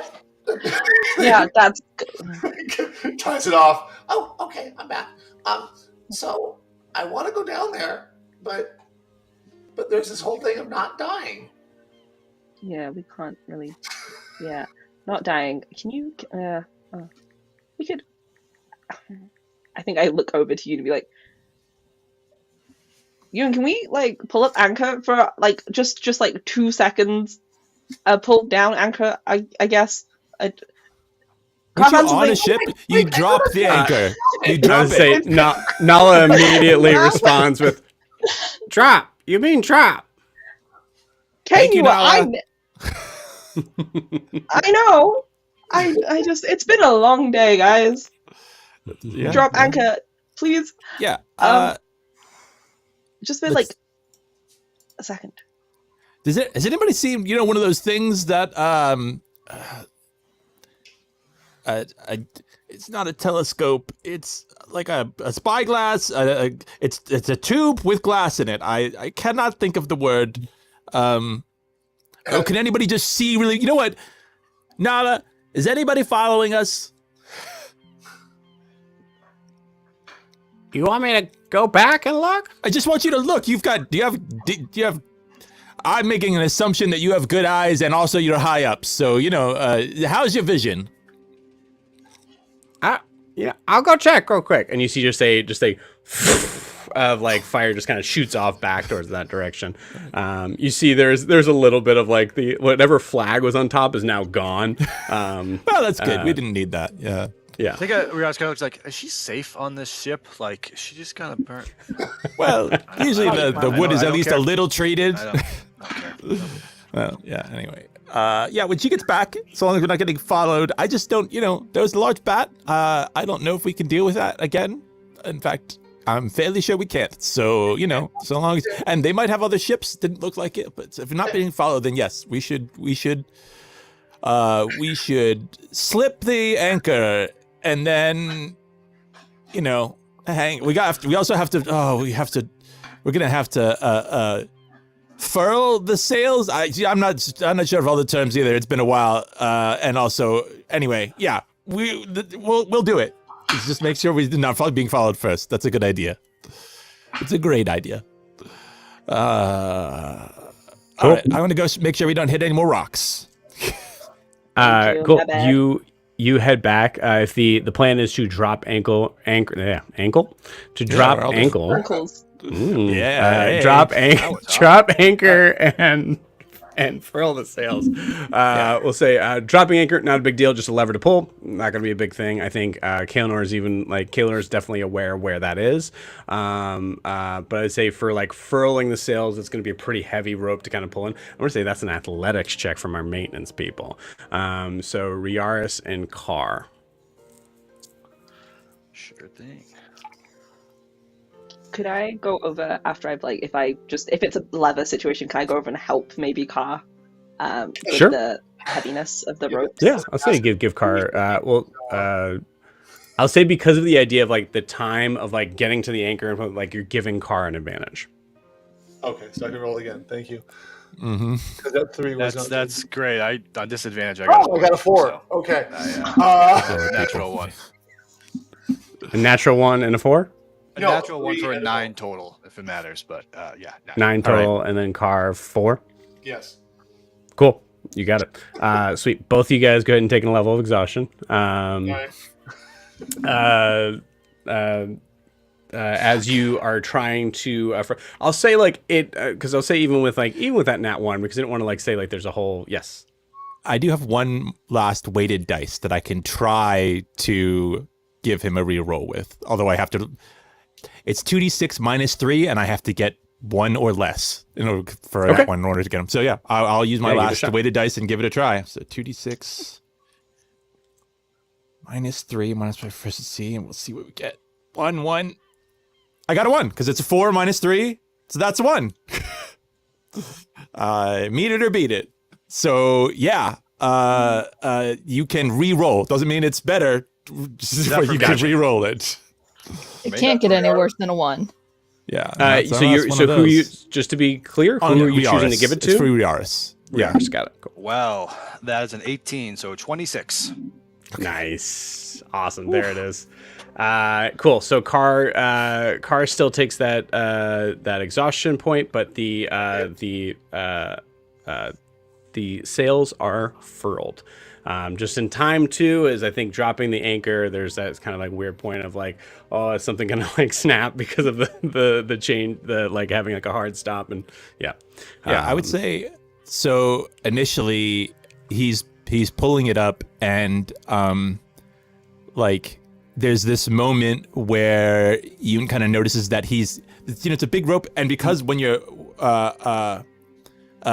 it was about to slip from his arm, and then like he was almost at the top, and the whole thing would have like crashed down, and that's a lot of weight, and it's just not good for it to do either one of those. And as it slips, like there's a moment that sort of slows. Yoon kind of visualizes the dice when they come out, and the rope itself does this weird thing where it kind of snaps one way and then wraps back around his arm. So even though he'd let go, it sticks to kind of his like armor there and catches it right at the end. And then he's able to like pull it back up at that point. But yeah, that's how I think that Would I know manifests. that you would cast that spell? Would I know? I think at this point, I don't know, like above board, I might give it a roll or something like that. I think you've seen Yoon do enough things that there's a sort of like sense for when these weird things happen, and he's kind of like looking at that area but I don't think there was anything specifically like visual or anything like that. So, I think you could definitely have a sense for it. You're right. I think they'll say that. I think like you probably see Rios has a face of like, I hope nobody saw that, and like I hope everybody saw that because now we're good. But that was really close. Like knowing enough to know that was almost really bad, and I don't really know how we got to good, but I'm not gonna say anything. Yeah. Okay. Cool. I love that a lot. I think I'm going to carry that over to Riaris. Give me a perception check.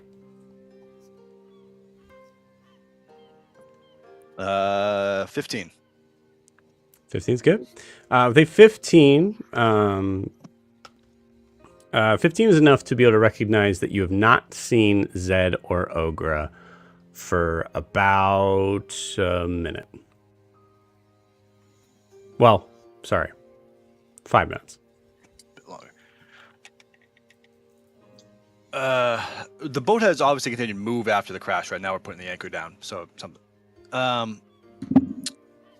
You guys seen Zed, Ogra at all? Yeah. Also, have like you guys run up yet or anything? You guys had a massive hit where you stopped for a second and like kind of like like Kinda shunted off scraped and kept off going. of it. You haven't heard from any of them in a minute. Did I hear Carr saying he felt something down below? Let's see. Yeah, Maybe I something know. It's like probably, that. probably close enough. I think we were sort. Kayla,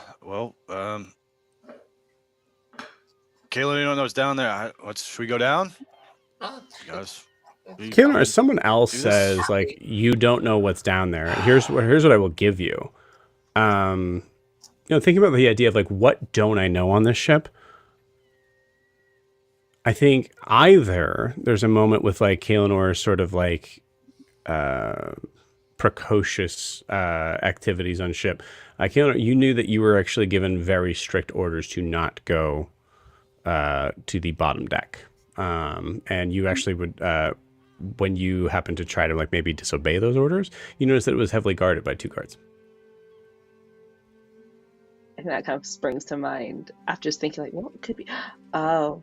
Oh, what is that? That's not Well, no. That was in no. So when I was on the ship, I used to disobey orders because it's really boring ship life most of the time. Well, not all the time. The bottom deck Fair. used to be really heavily guarded, and every time I used to sneak down, I couldn't. So that might be the thing that caused sensing. And I still haven't seen Zed or Ogre. But what could they be guarding? What would it? When you got off the nullify. boat. Oh, sorry. Go ahead. Let's just say real quick, Nala flies back. We're good. Well, Okay. I'm guessing not happy.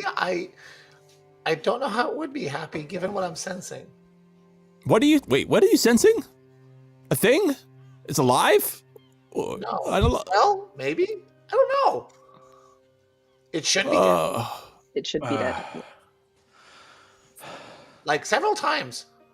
Several. What? All right. What? Huh?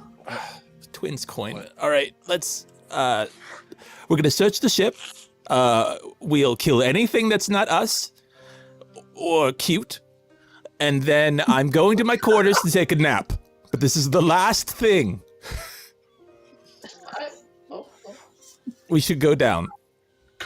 You should know what we have anyway. Car is like he's crouching a little bit more, like maybe he did something wrong. Like bringing it up. Like okay. Nice.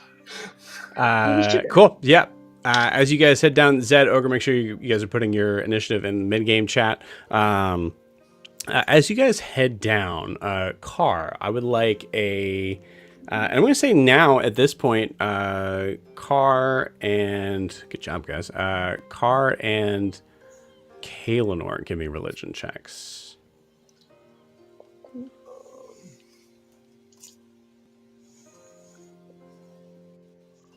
That is It's a not 10. considered an ability check, correct? It is actually, yes. Then I have disadvantage. Okay. Religion. Welcome, my friend. I just want to At know least what it's spreading what's in. roll. I rolled 2 24s, so I'll take the 24. Wow. I got a 10. Good choice. Okay.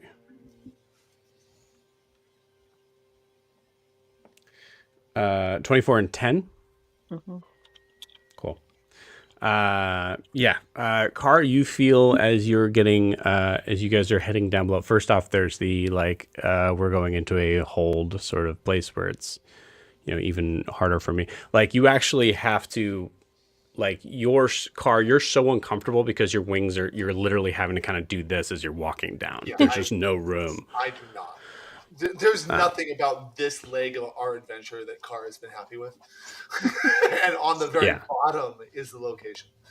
Yep. I think Nala even goes like, I'll stay up here in case, I was gonna say, is Maybe now coming up? changes. Not like maybe we should have someone watch. Let us know. If I'll keep someone watch. Shows up.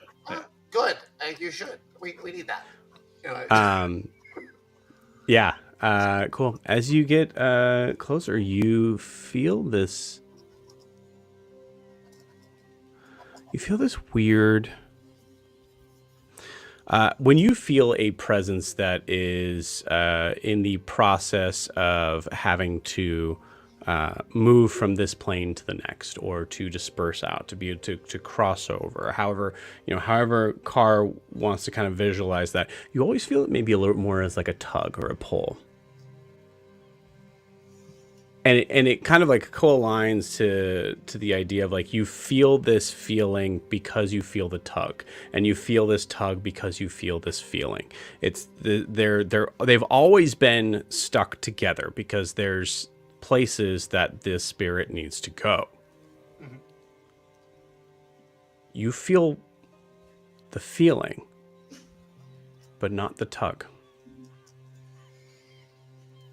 like there's something that is here that both should and should not be here. Can I tie this together with what we've learned multiple timelines? You're not sure? Okay.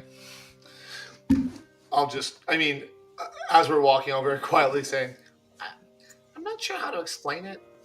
On one hand, whatever I'm sensing should still be here. On the other hand, it needs to go. I don't know. I haven't felt this before. This is weird.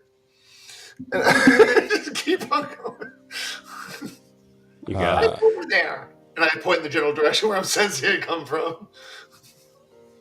I'm going to take out the wand of magic detection and just use the last charge of that. Just sort of, what does that last? Some amount of minutes. 10 minutes, and just kind of hold it in front of me as we go, as almost like a flashlight, trying to just seeing what's in front of us, and if anything glows. But it's only 30 feet, so but it will go through wooden stuff. Okay, you got it.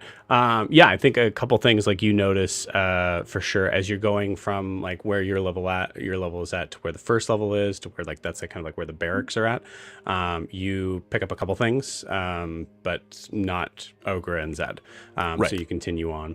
As you get to the second floor, you see a bunch of goblins kind of show up, going, you, and then just immediately start speaking to you in Goblin.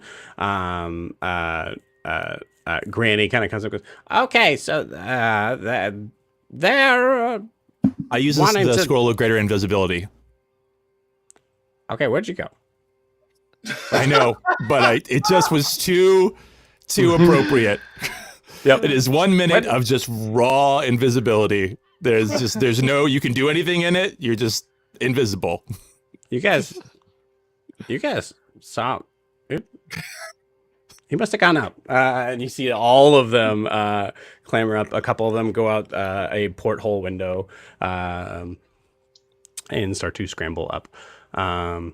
Cool. With that, you guys are starting to head down, and we are going to flip over to our beloved friends. So, Ogre, you take 8 points of damage from that initial stab. Ogre's down. Okay, that's all I had. As Zed, you see Ogre kind of like collapse to the ground. You see that blade kind of like being pulled out from her side. As you see, there is a Merlenloke guard that is there, and another one that just happened to miss her with the backhand of his sword.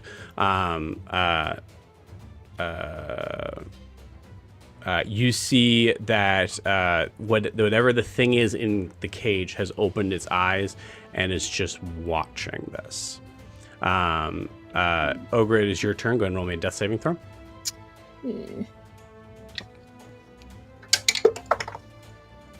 Four. Cool. That is one fail. Zed, it is your turn. I'm gonna have to use my last spell slot, and I'm gonna do Cure Wounds on Ogre. You got it. There's gonna be 6 back to Ogre. Okay. Thank you. Ogre, you heal for 6 as your eyes snap back open. Do you also, actually, Ogre, you have the Orcish Endurance thing, or did you already use that? That was long gone. Okay, cool. You got it. Cool. You guys, so Zed, you use that. That's your action. Anything else on your turn? I've just... The only thing I can think of is just use the bonus action to try to yell and hope somebody hears it. I'll let you do that as a free action if you'd like. Alright, I'm just gonna yell Merlenloke down here and hope that, like, anybody that is friendly will hear it. Other than that, I can't do much. Am I far enough away I can, like... try to get some distance between us. Between me and the Merlenloke. So we'll say that Ogre was 5 feet away, so you're 10 feet away. So yes, Zed, you can kind of run back if you'd like. Okay. I'm gonna go back like. Did you use your action, by the way? Yeah, action your Cubans. Okay. Oh, okay, yeah. Yeah, so I'm just gonna take like another 5, so I'm at least 15 back. So I'm out of range, and I'm gonna get like some sort of like blowgun range. But that's all I can do. That's it. Okay. You take a step back. Cool. All right. So you take a step back. So just a reminder on this. So you taking a step back means that Ogre has 2 guards on her, but thankfully one of them takes the bait and kind of runs towards you. So he's going to go and attack you. That is a 17 to hit. That hits. Okay. Well,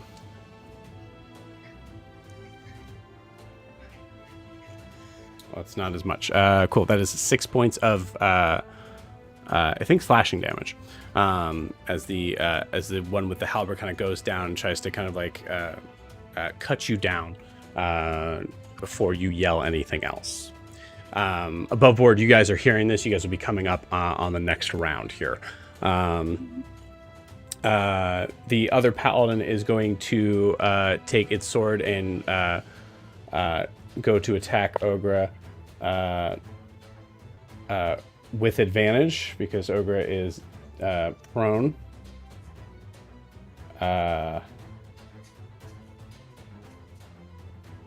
I'm fairly certain Ogre's going to be down again. As one of those is a nat 20. Oh, jeez.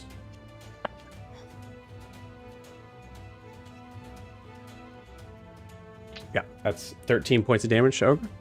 Yep, she's down. You got it. Cool.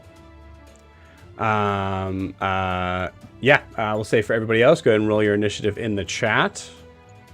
As we will be including you in as you guys appear. Also, if it makes sense that you guys would not be here in the marching order of this, you can... Actually, we'll say initiative is going to be the marching order, if that's okay. Okay. Just for simplicity's sake. Yeah, it makes sense. So... I mean... I kind of think Yoon was in the front at this point, just because he was the one talking about it, and like, all right, let's go. You know, like, let's do this last thing. Let's go. And then, you know, it's not wilderness, so I think he might have gone down first. Okay. So what I was saying is we're using the initiative as this is the order. Okay, like that. Okay, down. we're not the reverse of that. Okay, yeah, that's gonna be that makes simpler. sense. Yeah. That way, everybody still gets their initiative rolls and stuff. Yeah. Okay, cool. So, Carr, you are actually first. Mm-hmm. My question for you is, can I see this? I have no intravision. Like, what is going on here? Yeah, that's a good question. I think so. You do see there's some dim light, so you see like flashing of metal that is happening here. But I would say that you see. Roll me a perception check. Fair.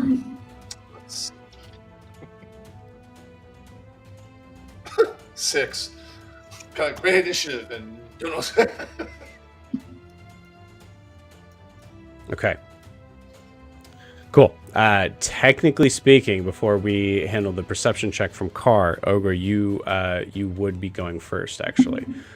So, Ogre, go ahead and roll me that death save again. So you're now back to 0. Yeah. It feels like Ogre's just like gets back and is about to just back down. God damn it. That's a 2. Okay. As long as it's not in that 1.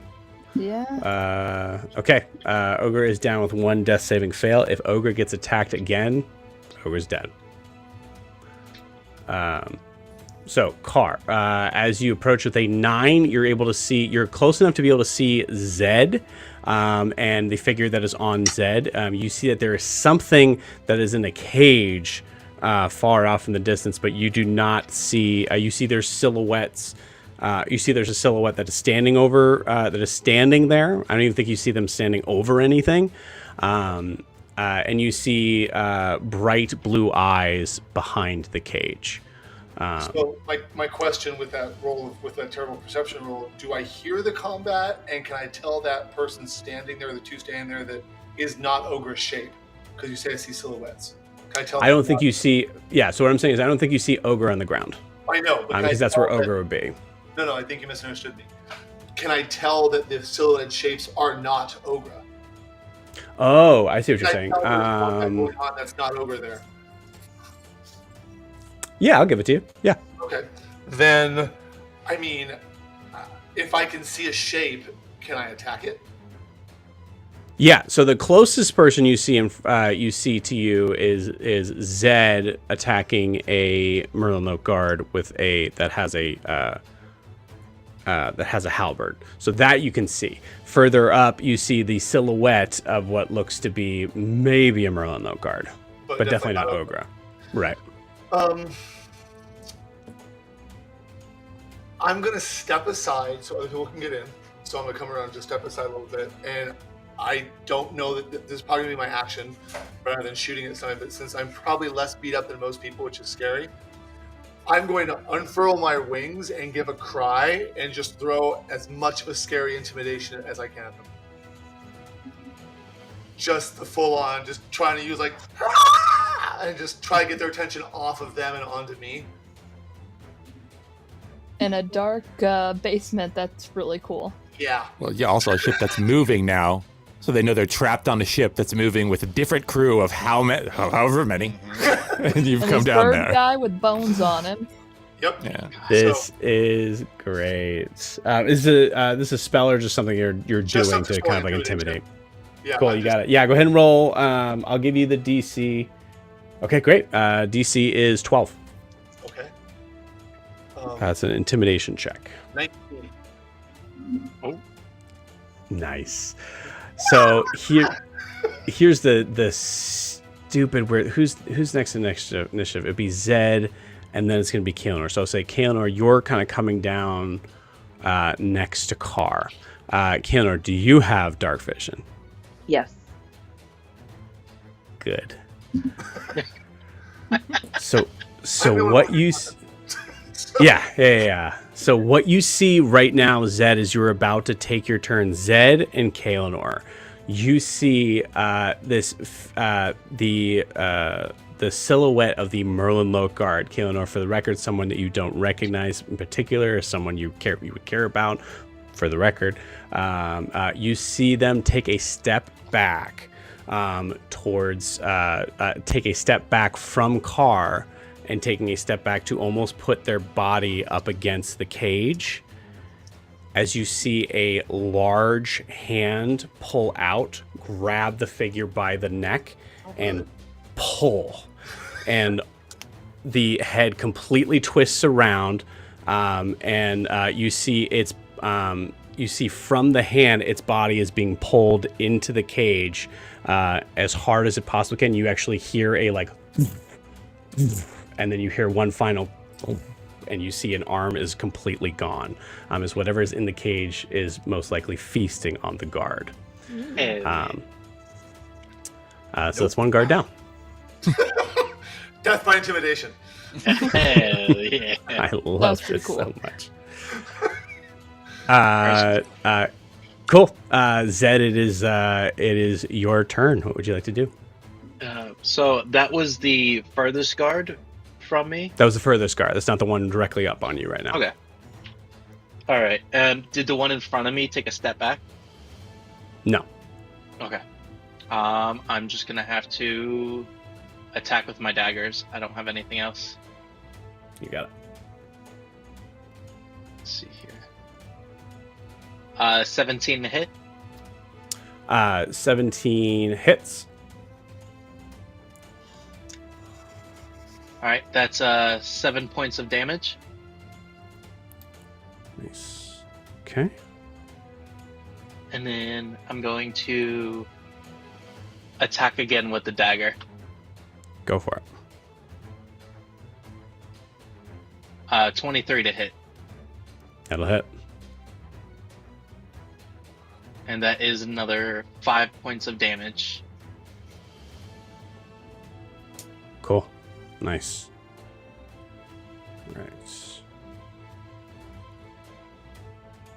Right. Anything else? I'm just gonna tell them, ogre's on the ground. Get this guy away. And I'm just gonna stand my ground. You got it. Cool. Kaelinor, it is your turn. Kaelinor, I would like a perception check, please. Alrighty. A 12. Okay. 12 beats the 50-50 chance. As you see you hear this horrible retching sound from the guard to the cage to the now I can't hear anything because he doesn't have a throat anymore.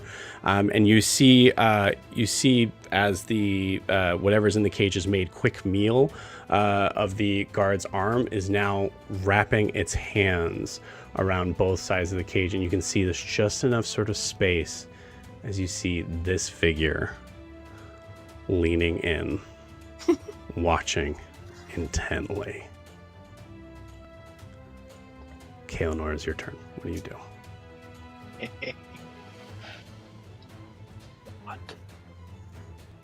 Oh no, she you're freezes. frozen. Fair. That seems like fair. the right reaction. Yeah. Gosh. Yeah, she froze in its presence. I mean, what a thing to freeze at. Mm-hmm. And that pose, too. Okay.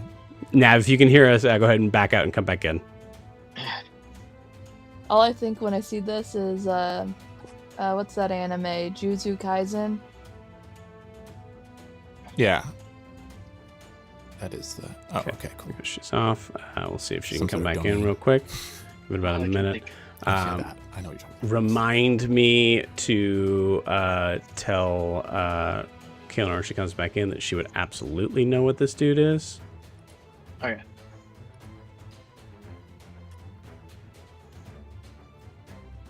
I already know that freeze frame followed with well shit. There we are. Cool. My Wi-Fi, out of shock, said absolutely not. Absolutely not. All done. Cool. Yeah. So Kaelinor, actually, I'm going to say it is your turn. I want to know what you're doing, but also I will say you 100% know what this figure is based on what I asked you to roll before the session started. Okay. It is a figure of Merlenloke myth and legend that a lot believe to have been long gone, dead, maybe never existed. You're not entirely sure, but you know him by one name, the Imotelos, which is known as the Undying Bear. Okay, kind of in shock. I have a quick question. Is it an action to give someone a healing potion to feed them, or is it a bonus action? It is an action. Okay. It's an action to administer it. Yeah, bonus Okay. action to take it yourself. Take it yourself. I am going to... I'm going to do two things. I'd like to grab the healing potion out of my bag and give it to Ogre because I want to step into this room. Because I see Ogre on the floor and I'm like, the hell? You'll have to pass by the Merlenloke that's alive, to be able to give it to Ogre, because Ogre's right on the ground. Actually, relatively pretty close to that cage. Oh shit, okay. Oh damn. I'll change what I want to do real quick then. Okay. Then, if that's the case, I wanna shove the Merlenloke towards the beautiful beast that is this bear, and whilst hopefully grappling and shoving him, say, I will let you out if you help me kill this one guard. Maybe I'll let you out. I'm like, please?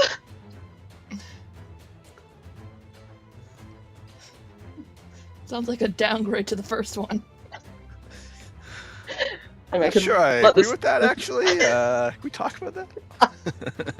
Just like, I will listen to you and hear what you have to say and not hurt you like these guards did if you just get rid of this one. As I try Okay. and shove this new guy. Yeah, just like, can you just eat this one, please? Got it. Kaelan, I'm going to remind you that you currently look like a Merlenloke guard. That is true. That is true. As you, It's a mutiny. as you see its brow seem to furrow, and you hear that like roaring sort of sound, being interrupted only by the sounds of dripping blood from his mouth. You can give it a shot.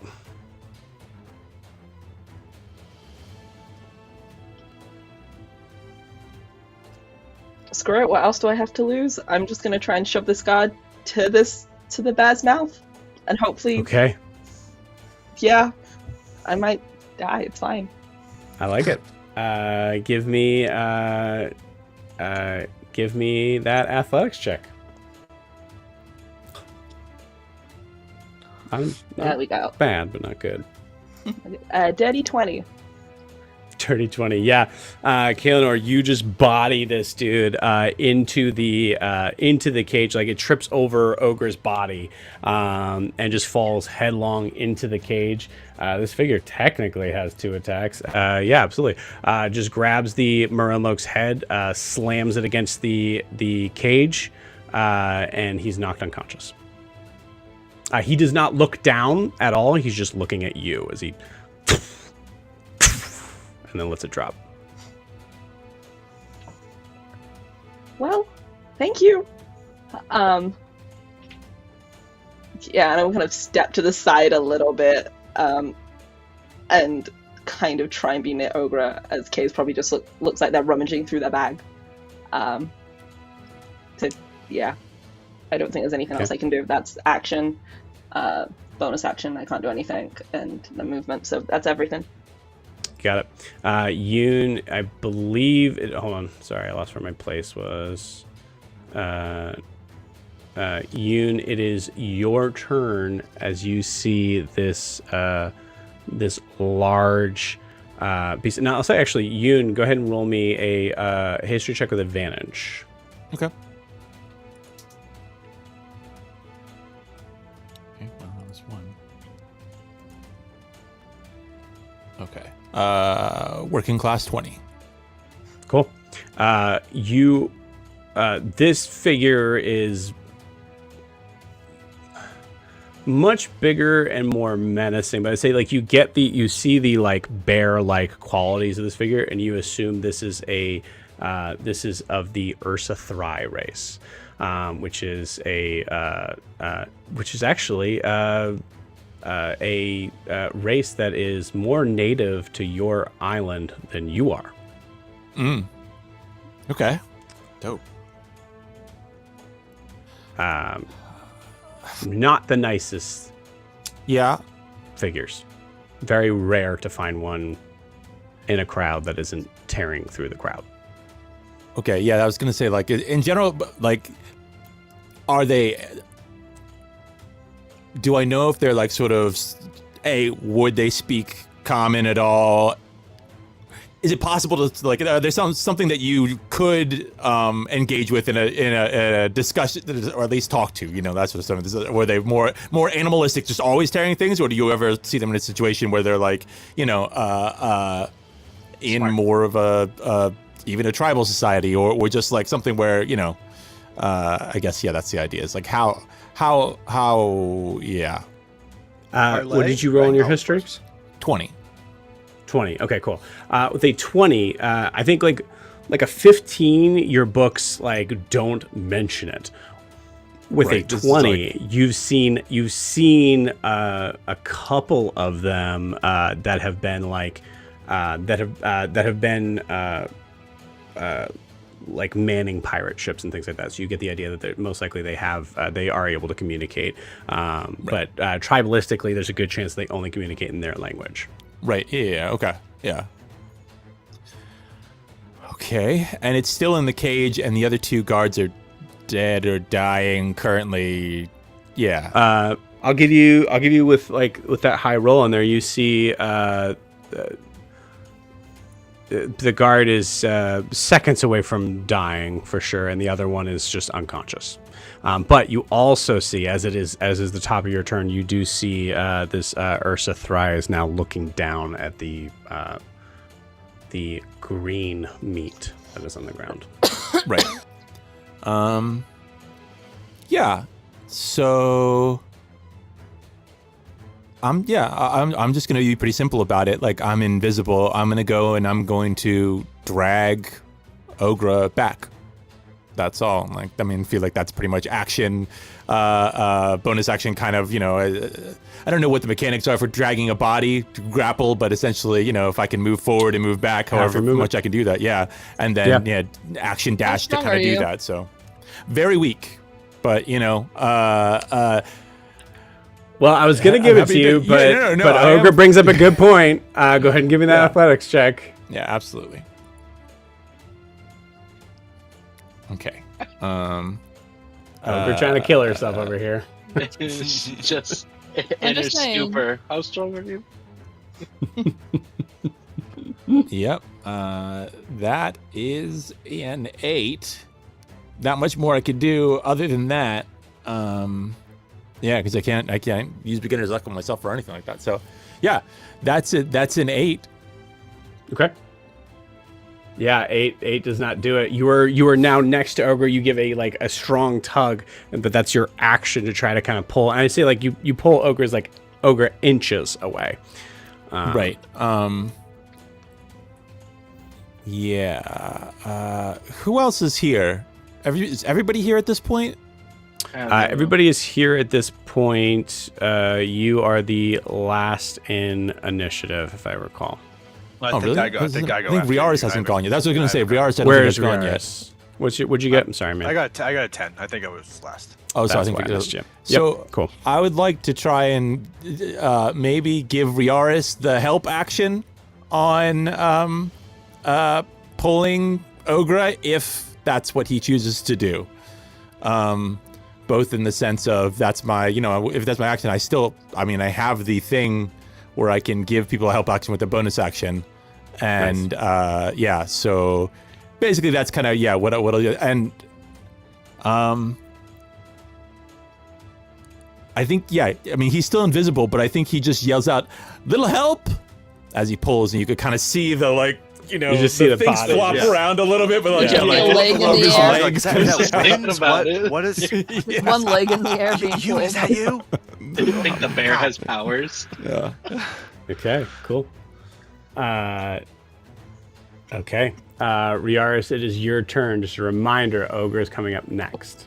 Yeah, no, 100%. That was my plan to go up and drag her out as well. So 100%, I would like to. And I see kind of you still talking about what is that to go up there, and it says, and yeah, absolutely, I'd like to just try to get her up and move her back, and kind of giving a look, a glance at Kaelinor if I can, to be like, what is going on here? But I'm not gonna say anything out loud.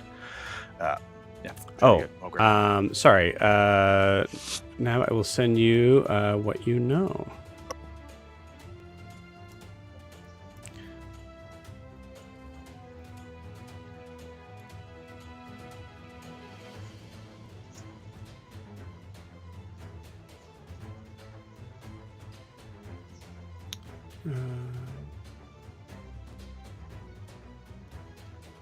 There you go. But yeah, I imagine just for this moment, I imagine you see Kaelinor just kind of she has knocked the figure into the cage, saw what happened. I think she's just probably frozen in place right now. Sure, that's fine. Yeah, my goal is to get Ogre out of there, muttering under my breath that there's no way this is the right timeline if this thing exists. What the fuck is this? Just gonna what the get the fuck out of here. That's my turn. I don't really think there's anything else I would do. Okay. So what I will allow here. So what was your athletics check? I have not rolled one yet. So is that with advantage, with help, or just?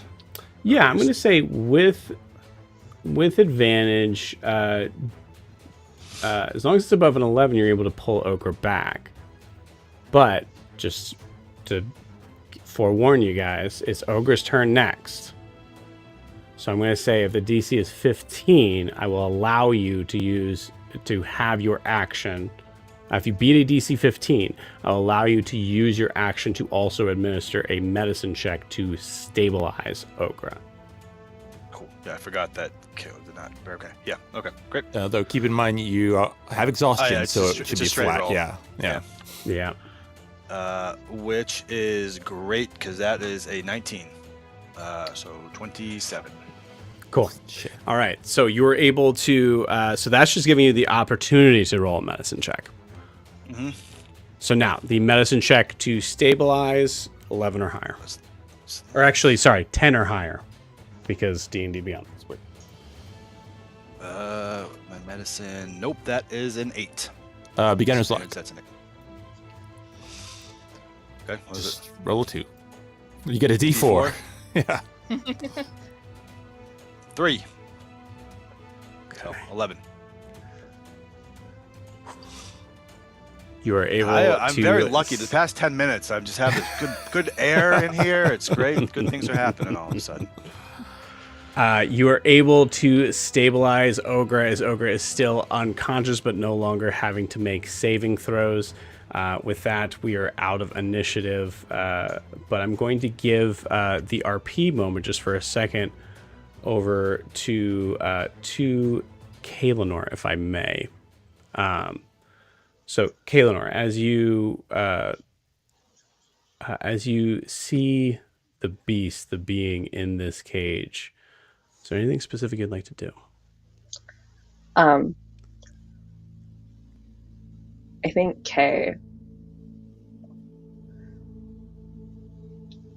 still rummaging through her bag, but has eyes are still locked on this being, and kind of like pulls out the potion and kind of puts it gently on the ground next to her, and then is just staring at this being and goes, I don't. And looks at the guards on the floor like, I don't work with them anymore. I know who you are and the legends. And I'm sorry they did this.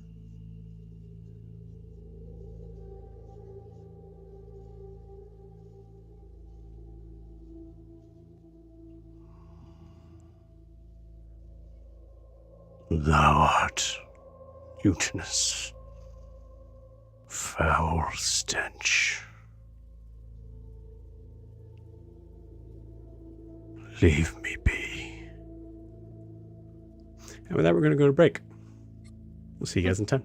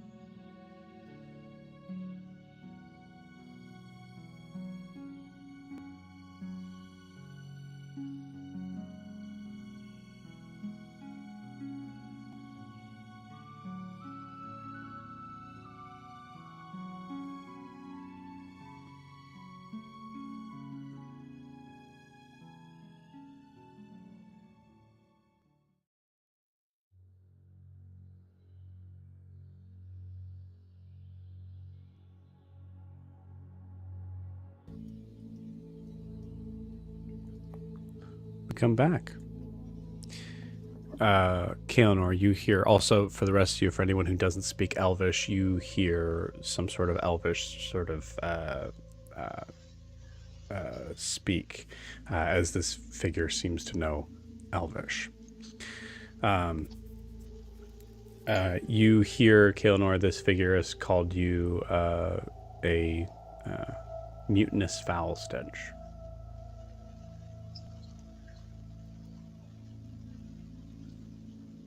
I think Kay grits her teeth a little bit, and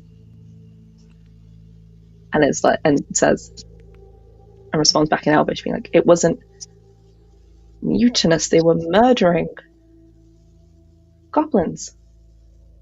My friends, my friend's family."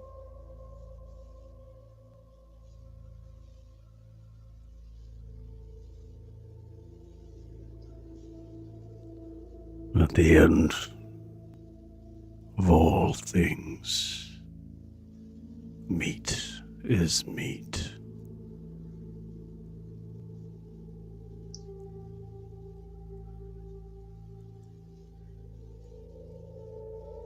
Meat may be meat, but meat is something you don't capture and take from their homes.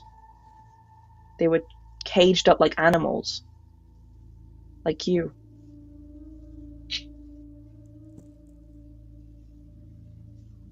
Dost thou know what I am? I know what you are. Then thou knows why this cage exists. Or wouldst thou like to come closer and find out?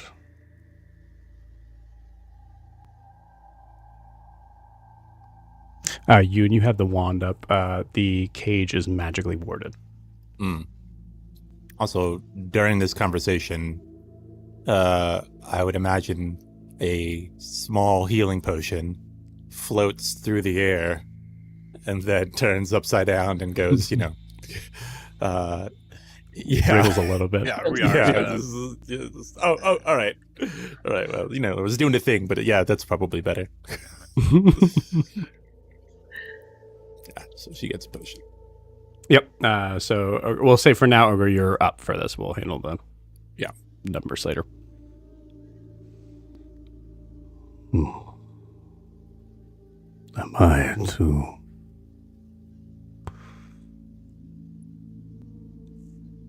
allow taking over the ship? We are. You could say so. How did they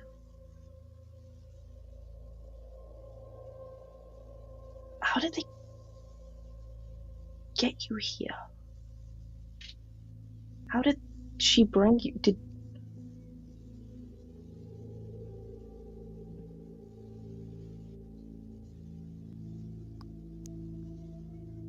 Thou will have to be more specific.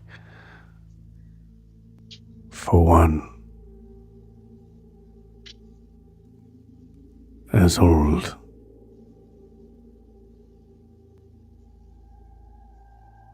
does not remember faces.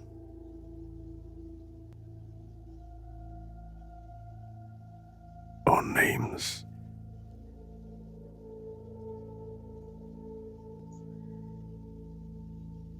Were you captured on this ship? Did you see a woman with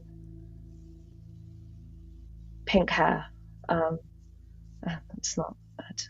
She was the captain of the ship. How did you get here?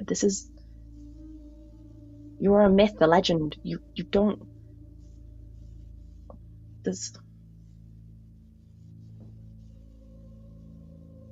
What dost thou know of me?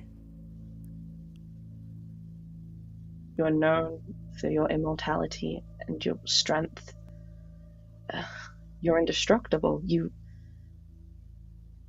And because of your strength, you are I mean, you're often locked up, but you fight. Pardon me, but crazily insane, and you inspire. And apart from fear, you drive that into your foes, but you fight alongside people too.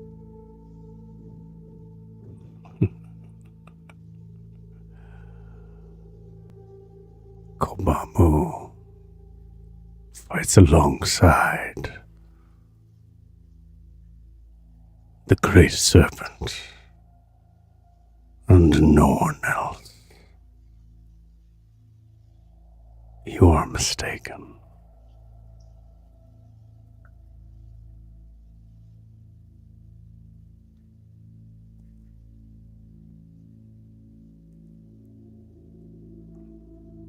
Appreciation is in order,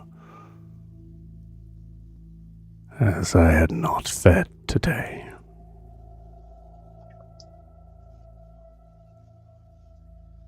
Welcome. Can I ask a final question? Well, final for now. I'll probably have more later. Why do you fight alongside the Great Serpent? What do you know of them, apart from the tales and myths? Is there any truth to anything I've been told? You see him kind of close his eyes, lifts his nose up to the air, and Kaelanor, I'd like a deception check if you would like.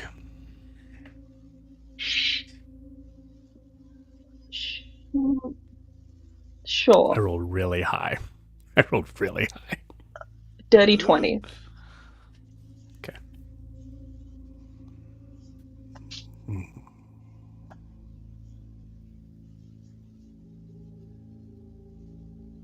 Thou dost not serve, but thou dost believe.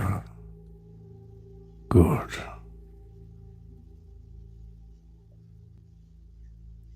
Thou knows what Kobamu knows. There will be an end.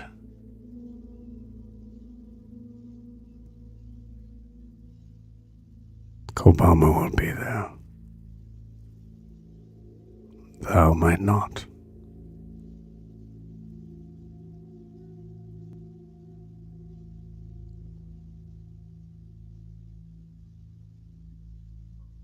We'll see.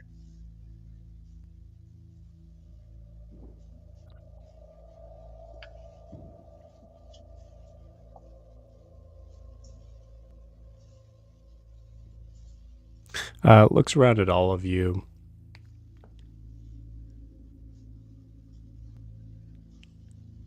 Stops at car.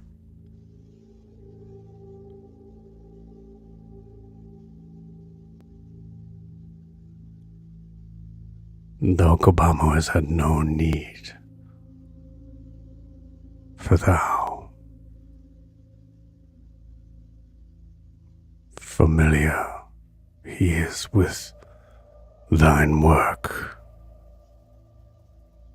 priest.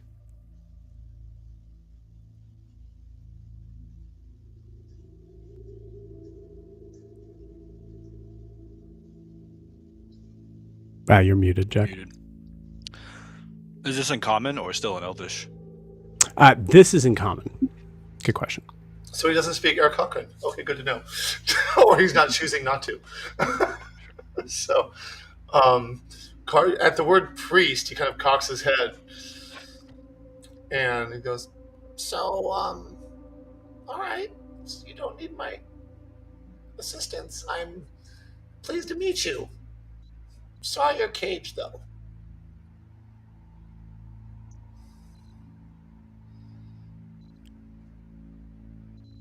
Kobamu thinks the cage is more for keeping others out. Well, given what I just saw how you eat, I would imagine that might be true. But if you're happy there, then okay.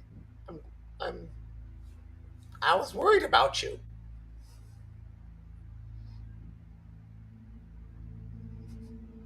You see him get up to, like he was kind of like sitting for the most part. You see him actually kind of like extend up to his full height, about 8.5 feet tall. As he's And I will approach him, but get nowhere close to being within range of a swipe.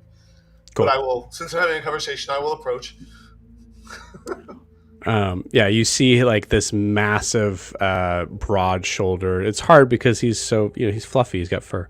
But like, so there's a lot of like what looks to be just hair that you're not entirely sure what is muscle until as you get closer, you see the massive amounts of scars all over his body. And when we say scars, like long, extended, thick, like you see lacerations.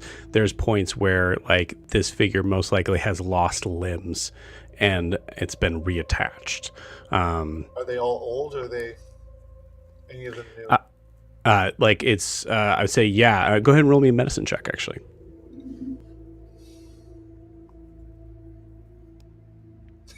Nat 20 for a 22. Beautiful.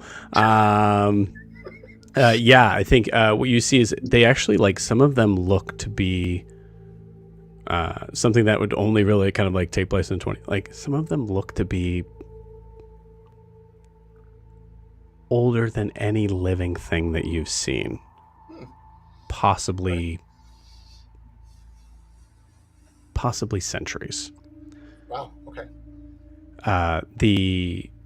The scar that is below his eye that actually carries that like bright blue signature there seems to be the freshest one. And by freshest, it would be like days, hours, months. Can I make it out? Or at least Good question. time, like something happened yesterday, something happened a while ago. I'd say probably about no longer than maybe a week. Wow, okay. So, I saw, I mean, he was reacting to my comment if I was worried about him. There's no need for me to roll deception because I was, so he can read that however he wants to.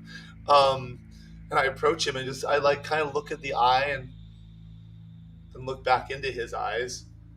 But if you don't need my help, you're very confusing to me, but I accept what you say. I'm sorry you've been hurt.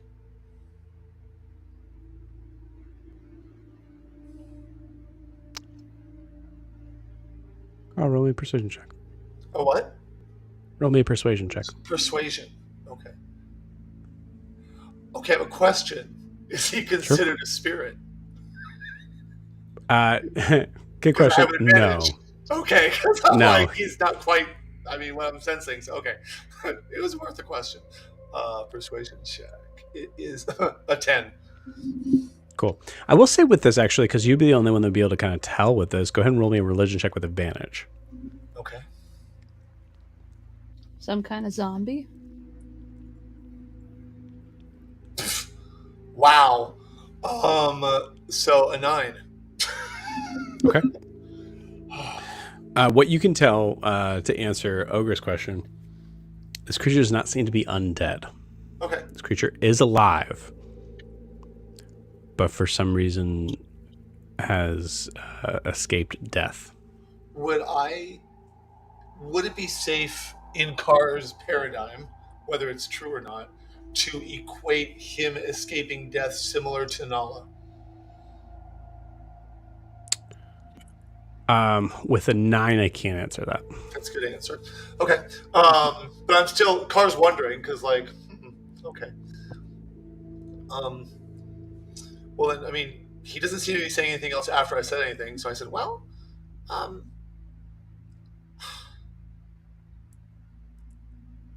I can't say that I'm reading you as being content, but given your comments, I'm not sure you want to be let out of the cage. If I can help you other than being a midnight snack, I would love to. With a I don't care what you rolled. Okay. I'm gonna tell you, Jack, that Carr is 100% correct in that. I think maybe in like a response of like you see him kind of like seem to kind of like look down slightly at that, like kind of like surveying your whole form on how you're able to ascertain that, as it is true. He does not want to be let out. Okay. He said, so Carr just says, so I'm going to keep my distance. And he kind of looks at the remains. And it was very nice to meet you. I've flown over your kind before. They've intrigued me. So it's nice to have a conversation with you. Perhaps we can continue another time. And I'll just bow slightly to him, and I'm content if he's happy. I'm like, I don't need to help him then. If he's happy where he is, I'm good. Yeah. So I will, after I bow, since I know I'm far enough away he can't hurt me, I will just turn my back to him and walk away. The conversation seems to be, unless he says something, the conversation seems to be over. Yeah, I don't think he had a lot to say to you from the like things that you've been asking. But one thing I will say is just with the like the 9 you rolled means that you don't know right now. I'm gonna say. Okay.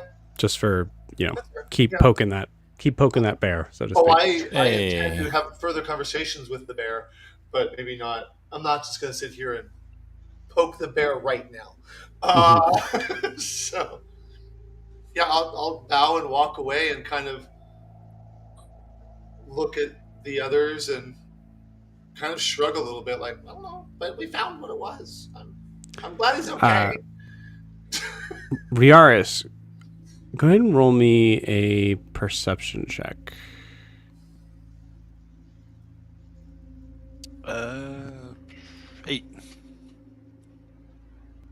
Also, you have advantage. This is based on 11. something that would be specific to you. So if it was an advantage, it would have been a straight roll, and my first roll was a 17, so that would have been a 23. Cool. You notice sitting off, so there's a lot of crates and like things around here that are kind of casting a lot of shadows around here. But you notice that right underneath the torchlight, there is what looks to be a massive, I would say like probably maybe like, I'd say maybe like 9 foot tall, what looks to be a twin blade, but something that is extremely like thick, and like very, very barbaric looking. You can see that there's there's blades on one side for each piece there, but there's also like hooks on the end of it that looks pretty dang intimidating. Riaris, you're not entirely sure if you'd be able to like lift this thing up there, as much as use it. How close is this to us? Is it the opposite side, the other wall? Nope. I would say it's about maybe 15 feet from the cage. To the left side of the cage. I think, like, honestly, putting that together, you get the idea that like this might be this creature's weapon. Right, I'm assuming so. I think what Riaris is probably thinking about is if I want to say or do anything with that now. Still not sure. Some of the conversation's been in Elvish, and so I think he sees it and looks at it, and maybe I'll go check it out if the conversation dwindles. You got it. But definitely happy this guy's in a cage. That's for sure. You got it.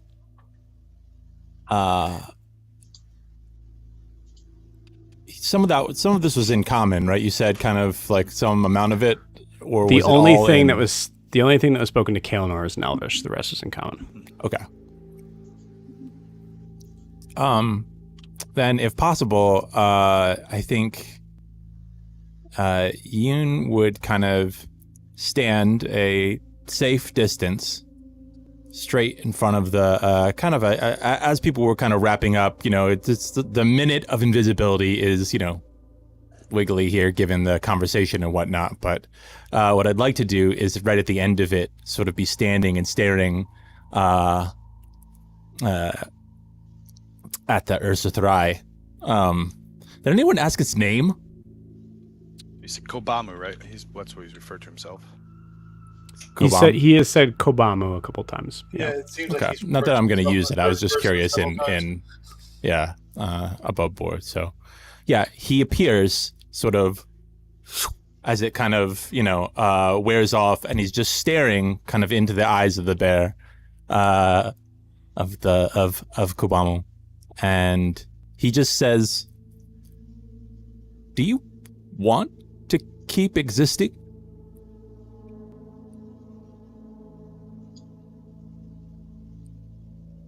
Dost thou challenge that? And you see him smile with these like sharp pointed teeth. I suppose I'm asking if you need a favor. You seem like your continued existence is your problem. Or do you have an issue with it?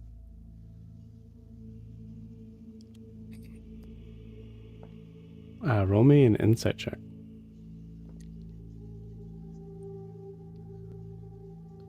That's best I can hope for.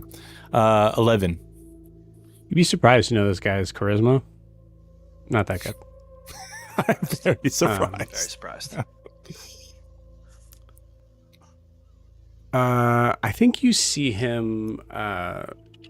I think in response you see him kind of like growl a little bit, and you see him just push on the sides of the cage as you hear this like sound of like this wrenching sort of steel. As you can tell, he didn't like that question, and therefore you know your answer is the idea of like, right, yeah, hit a little too close to home, kind of, yeah. Yeah. But you get the idea of like, question. Oh, sorry. Mm-hmm. I thought you were. No, go ahead. Is this in character or you or this is Sarah as a question. asking? Cool. Okay. When me and Zed were in that cave, Zed got a handful of those blue rock things, and so did Ogra. Would it still be in her pocket? Or in her bag? I gave mine back to the creatures, but yours would be with your stuff that they confiscated. Ogra's seen the cute little panda in front of her. Probably highly concussed.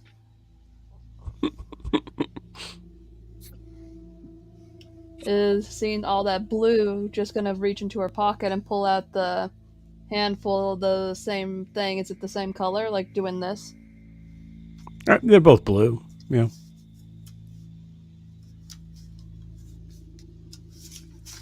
And there's no reaction with him, her handy holding that out. Are you holding it out from your distance where you are, because you're further back? Like Yoon's engaging with this creature. Are you like walking up and holding it out in front of you like this? No, I think I'm still on the ground. I'm just like holding it up and like doing this to like try to match the color. Cool. Yeah, I don't think he like notices you in that. All right. I do. Oh, go ahead. You wouldn't believe the number of indestructible things among the rumors of Faran. Every time a pirate loses to something, it must be unkillable, indestructible. In my opinion, maybe the only rule of this existence is that nothing lasts forever. Not even stars. If you want to stop existing, just maybe talk to my compatriots and we can help you. If you don't, stay here.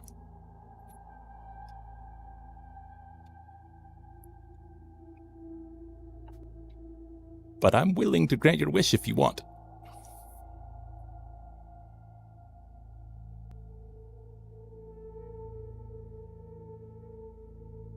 Kobamu's legend doesn't end without bloodshed.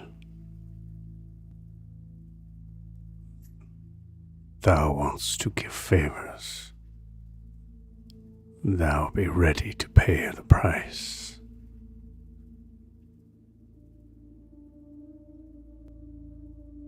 Wish you, and I think you read like, I'll die, but you guys better be ready for a fight. Right. I think he starts to walk kind of up the steps and kind of away and just goes, I can find you some blood. And just kind of walks up and away. I do want to talk to the bear. Nice. You give me. Nope, never mind. No, I think I know how he takes that. That's Okay. That's good. I like that a lot.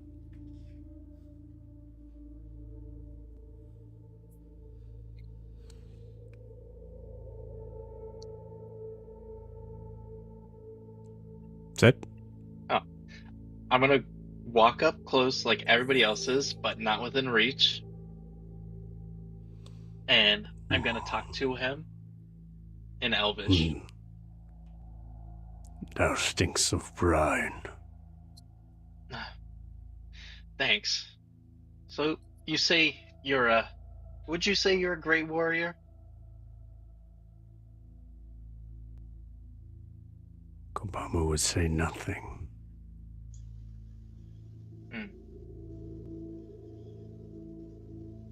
You said you would want to fight and have a good death. Fight death from battle. You see him get his face as close to your face as he can. Truly twice the size of Zed's head.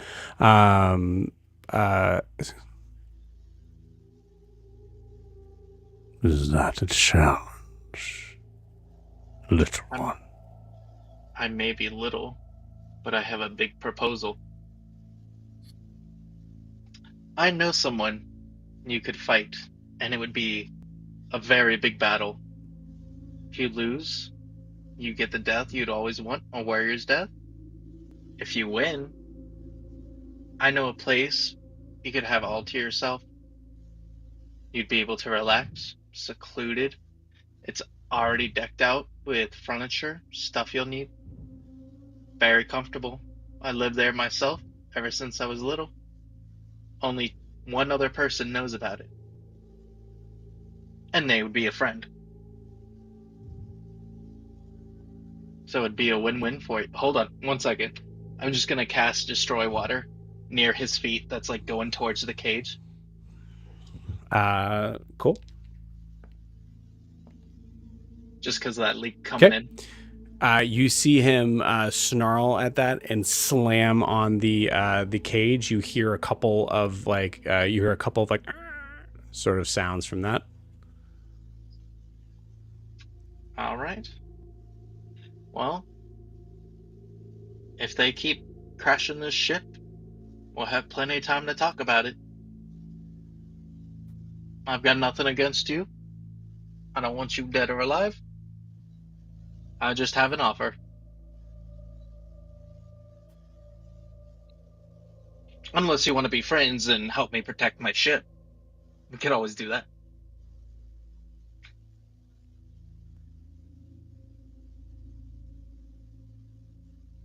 Sea elf.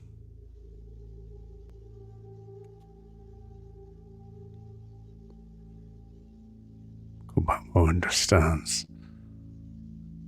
Thou breathes underwater.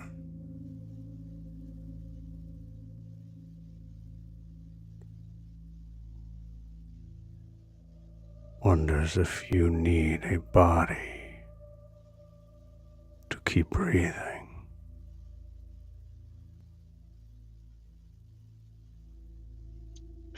Alright, so I know my intimidation's bad, but I'm gonna do something that might work. I'd probably need a body for breathing, but you in this cage at the bottom of the ocean, continuously drowning over and over until the bars wear away, isn't a fun time for you, is it? Who knows? Maybe we'll take a dinghy, jump ship, scuttle it. Unless you want to be, I don't know, nicer.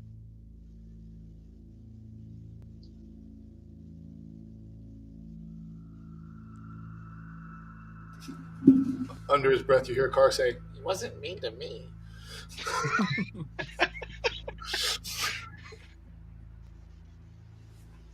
Young sea elf.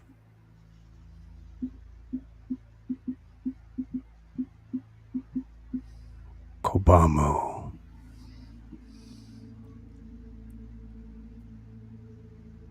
Knows more about drowning and death and killing than thou stupid little gills knows about breathing.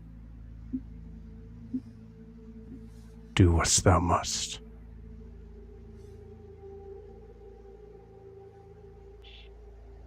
Well, I've enjoyed our little talk. I just search in my pack and I get out a what is it? Grenade. No, it's Gonna bring out the foot. what? Oh god. No, that'd be for later. No, I pull out a ration and I tell him, "You said it's a while since you've eaten. Here you go," and I toss it to him. Not in He just ate the at his guard. feet. Yeah, what do you Yeah. meant is that? Well, He had fair a good enough. meal. I mean, Yeah. this is Zed, so he probably It's- didn't. Okay. It's a gesture. So yeah, I'm just gonna toss him a ration, but not at the floor, like up to his hands. You see it just like bounces off him.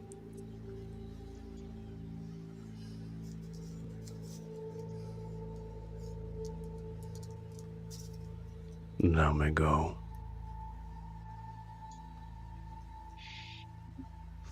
Zed, you think about Good like talk. turning and leaving until you recognize why you came down here in the first place. Yeah, I was gonna say, I'm the just ship's gonna walk- sinking. Yeah, I'm just gonna walk past. Say, I'll be seeing more of you, lady, We've had or this later. And then I'm just gonna walk off. You got we've it. had this boat for less than an hour. As I walk off, I'm just gonna, under my breath, but loud enough for him to hear, I'm just gonna say Jan Memore, just to see if I get any reaction from him. You guys want to die? I was gonna say it's there's been Not really. Yeah. well Yeah, Okay. like read the room. You see as you pass by, like you're close enough. As you see him like slam into the side of the cage as soon as you yell that, or as soon as you say that, and you hear once again this like one more of these, this cage is gonna explode.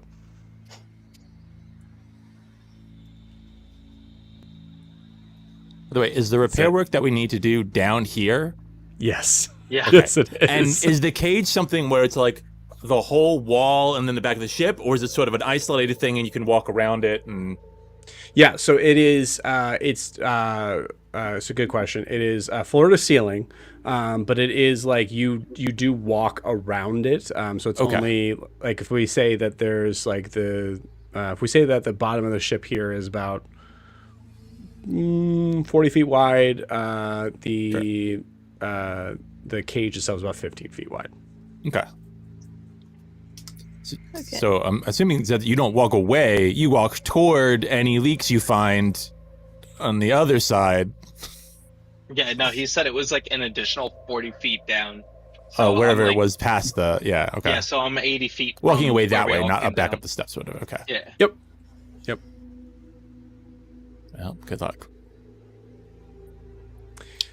Cool. I will stop the music from being creepy. But yeah. It won't stop being creepy in my head. It won't stop being creepy in your head. No. As We have Hannibal Lecter in our ship. one more thing, and you might lose that completely. I'm just gonna be honest. We'll see. The Before we Yamamori leave, thing, yeah, you do notice. Like for the record, Yamamori, he does not like that name at all. Diametalis, he's like connected to. Like he like Kaelinor, you got the idea of like he in a way that Kaelinor knows that Diametalis is real, he knows Diametalis is real. But Yamamori, who is, whom you guys know as a connection with Diametalis, is kind of still like a kind of a question mark in a weird way.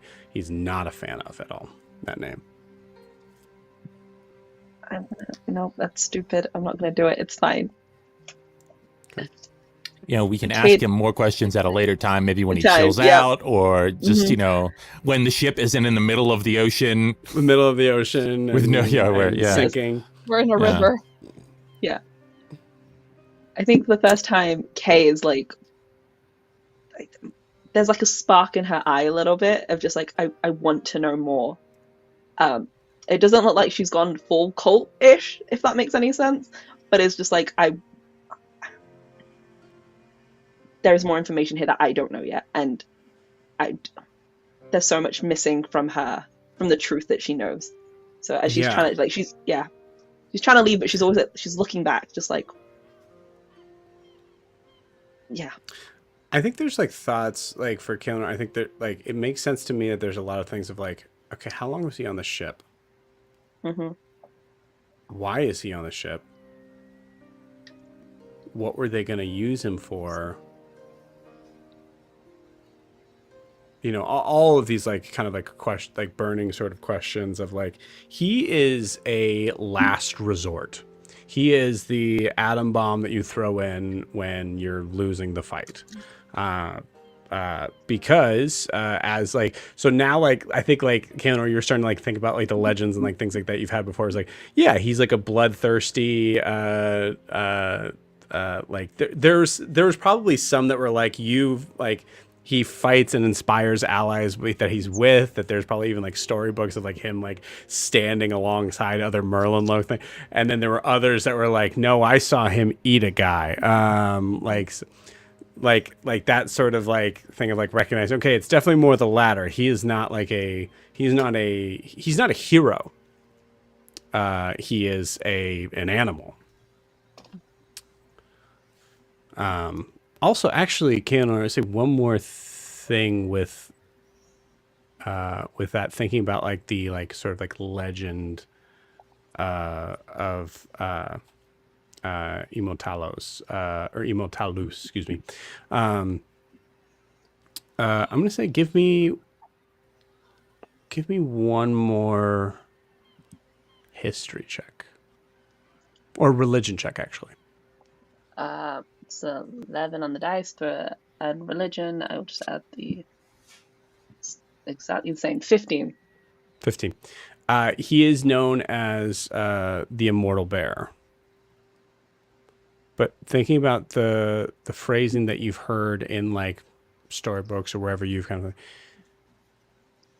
the specific thing was that he was always able to be brought back.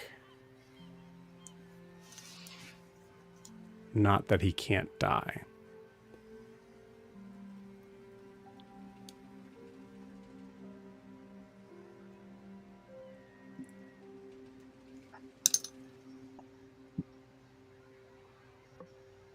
I mean, honestly, it's kind of like, sorry, just like real quick, it's honestly kind of confusing because he's known as the Immortal Bear.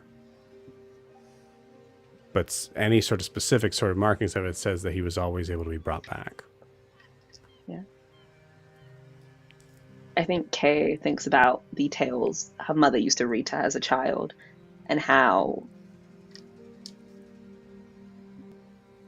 it was kind of like an awe-inspiring, like the censored version of the fairy tales for children, kind of.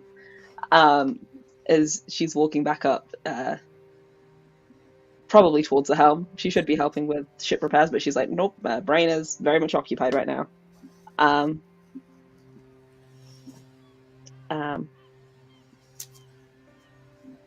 And I think is just muttering to herself, immortal means you don't die. But if you don't die, and then it's just that rotation of, if you can be brought back, can you truly die? and just like I think halfway through just turns wherever, just is looking for Car right now, and it's just like, you understand death. Where's, and then realizes she's outside on the deck on the. He's like, oh yeah, we have a ship to fix and run. This is fun. You mean you went up on the ship, or you think I did? No, I was like walking up, and then it's I like, haven't left the room quite yet. oh, Cool. DM's telling you pursue that, but Zed, yeah, give me a sleight of hand check and go ahead and add your proficiency if you haven't already. Can I help? I was thinking Riaris Yes. can try to help. I have the mending spell too, so wherever I can try to mend whatever to help his whatever, I would like to try Cool. to do that. Yeah, I like that a lot. I will cast guidance on him. Perfect.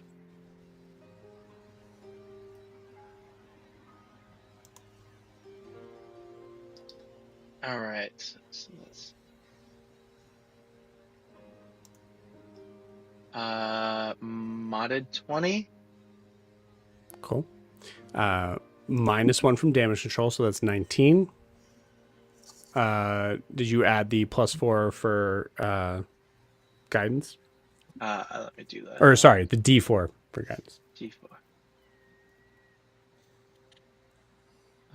That's a +3. Did you already add that? No. Okay, cool, awesome. All right, you do not take exhaustion from this. As 19 would have been you taking exhaustion from that -1 from damage control. Cool. All right, yeah, you managed to patch up the ship. As you are able to, like, I think Riaris, you're helping by like bringing materials down, like things like that. Yeah. So that's done. You're good. All right. I'm probably gonna head up and check the next floor up, see if there's anything higher up that might have been leaking. But I'm not gonna Got say it. anything else to the bear. I already said my piece. Got it. Cool. As Ogre's getting up, trying to get steady and try to shake it off, can she do an insight on him to see if he's like hurting or in pain? Kobamu? Mm-hmm. It's a medicine check. Go for it. Medicine.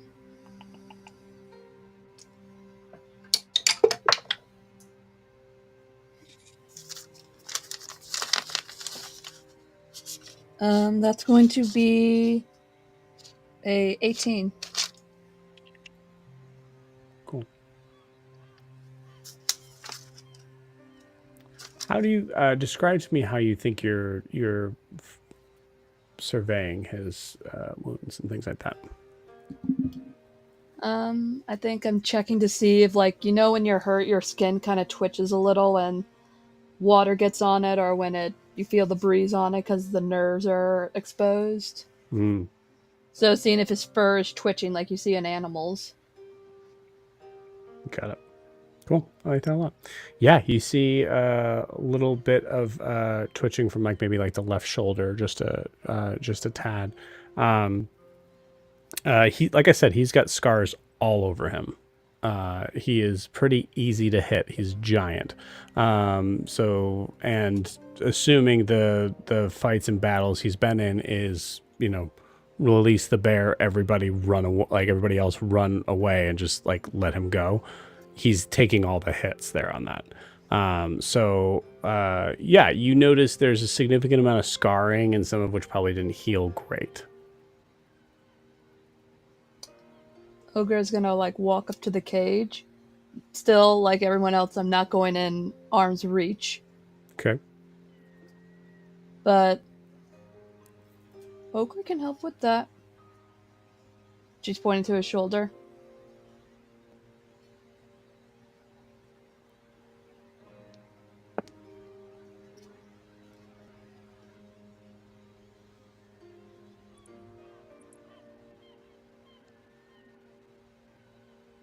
Oh. Can I use my herbalism kit to try to, like... Yeah, touch him. Ogre just needs to touch your shoulder, and Ogre would really like it if you don't rip her arm off.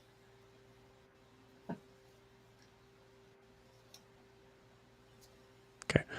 I I'm seeing asking, this? Am I I was going to seeing say, I'm this asking while she's repairing? Sarah if I'm you doing want to an do that. insight check if he's gonna, like, lie to me or not. Okay. I'm not touching, I'm asking a question. If I put my arm in here to help you, will you rip my arm off?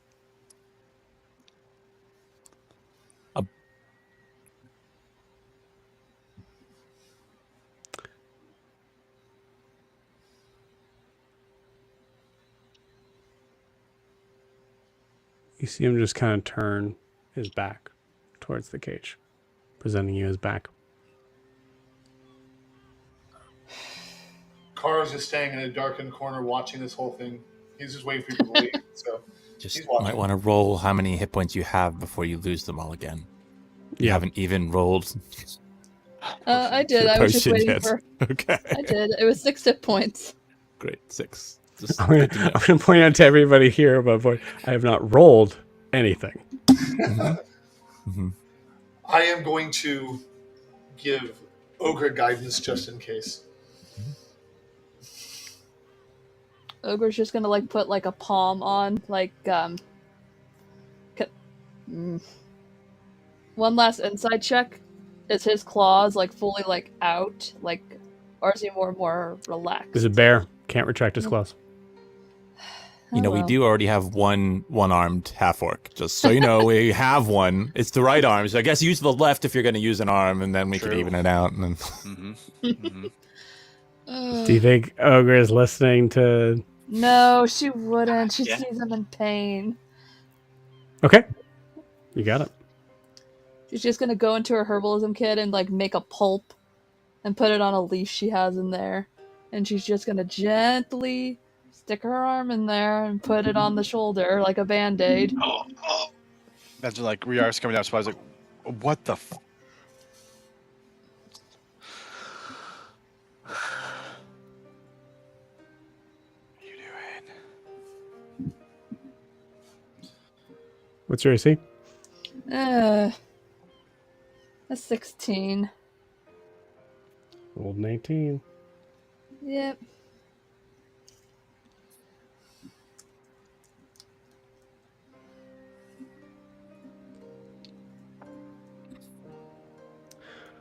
Ogre, you have one chance to save that arm. Roll me an athletics or an acrobatics check. Okay. Which one's better? Athletics, acrobatics. They're the exact same.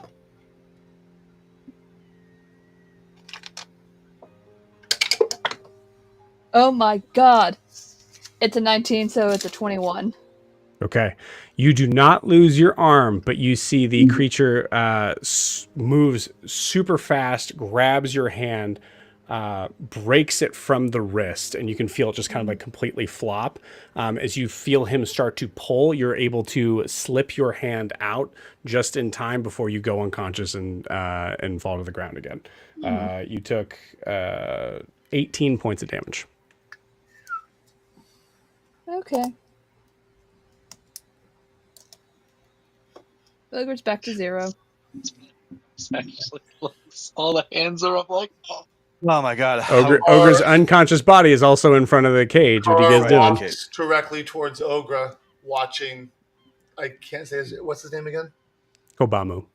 Obamu or Kobamu?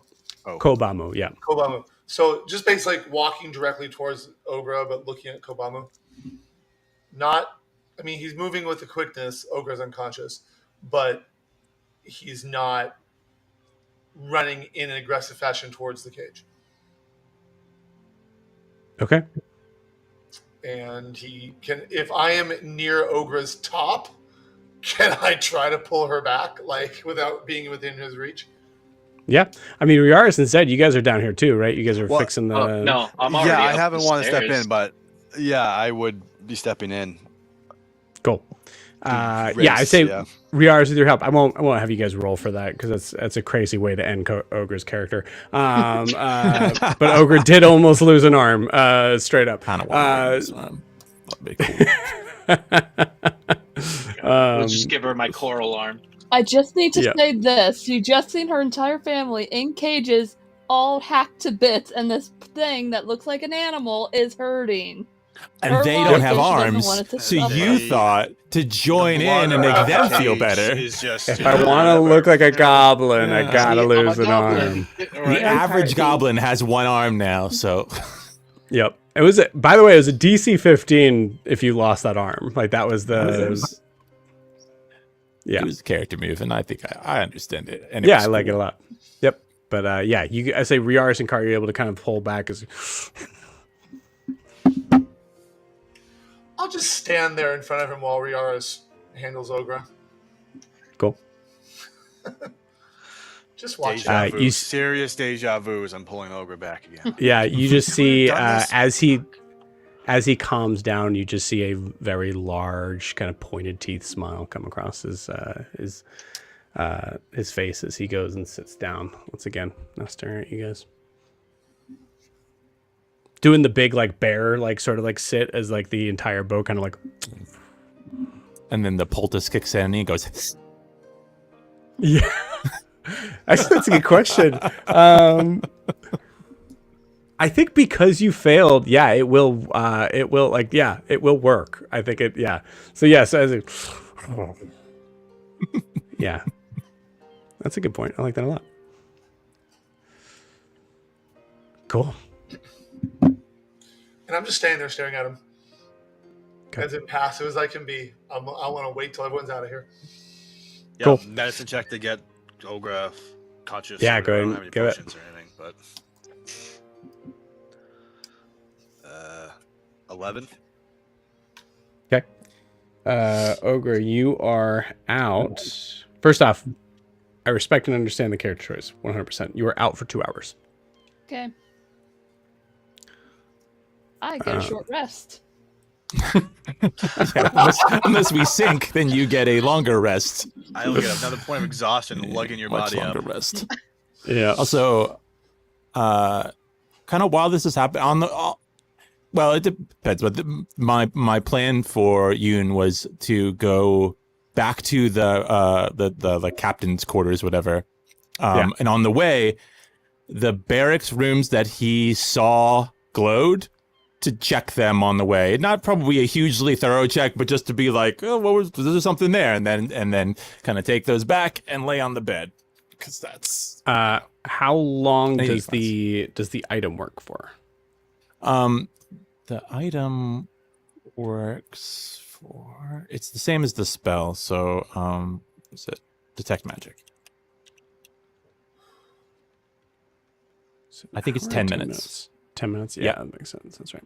Okay, cool. Yeah, so I think detect magic wears off, so I'll have to get an investigation check to be able to see if you can find those things. Yeah, that I'll makes give you sense. advantage because you got a general idea of where they were when you were heading down. Cool.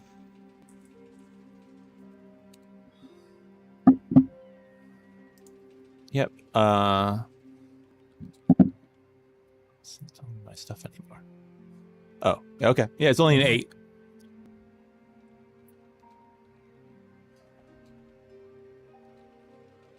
Okay. Although, was that whole battle? I mean, 10 minutes, like between, like, you know, walking down there, Because having a couple rounds, and then conversations. okay. I was thinking about the idea of like the conversations, the walking back up. That's fair. Yeah, yeah. I think the only other thing I would say on that is that like you'd be able to like notice it to be able to kind of get you started, and then it would die out, which would be this like mechanically the same thing of giving you right. that advantage. That makes for sense. Yep. Cool. Yeah. Well, I mean, anyway. Cool. You find so with an 8, you find 3 rings of water walking, Awesome. just in case. Yeah. Cool. Yeah, and then he just goes back into the captain's quarters and lays down where he saw the bed. You got it. I don't think You he also- doesn't lock it or anything. He's just like, you know, he just collapses onto that bed. Yeah.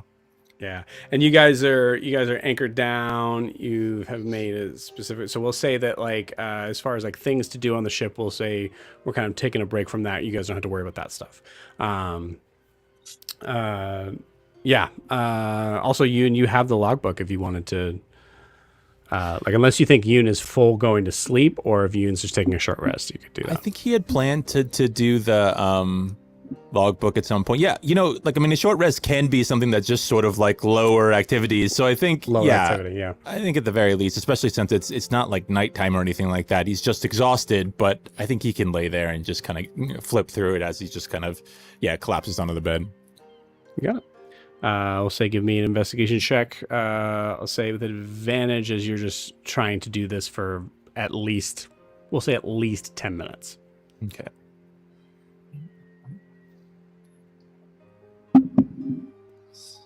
There we go. 17. 17, nice. The 17...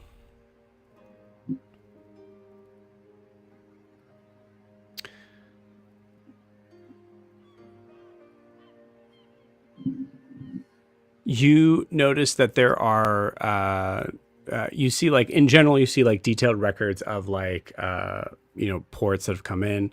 The last two being Bombato and then Mount Jacoblan.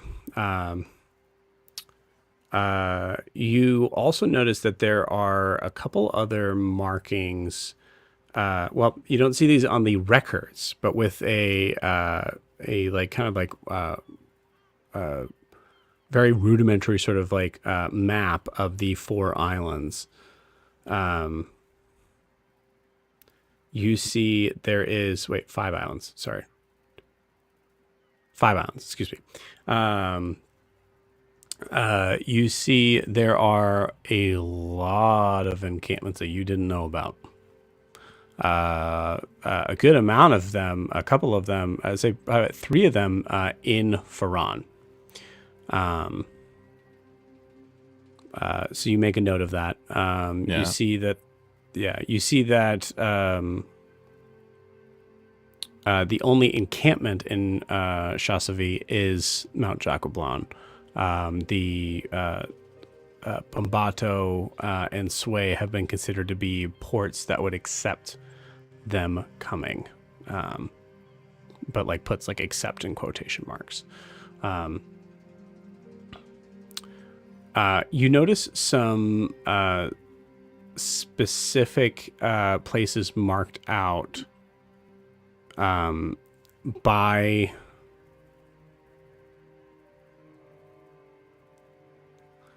near Sway. There's a spot where there's like almost like not really a peninsula, but just like a little bit of a bump down below where you see there is a mark. There's 2 markings. There's one sort of dot that says R on it, and then another one that says A on it. And actually, because this would be a little more extended, I would say it's actually RT and then A little e right next to it.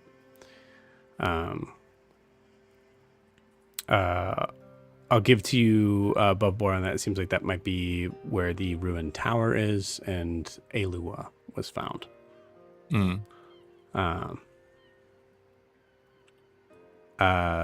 There's a logbook of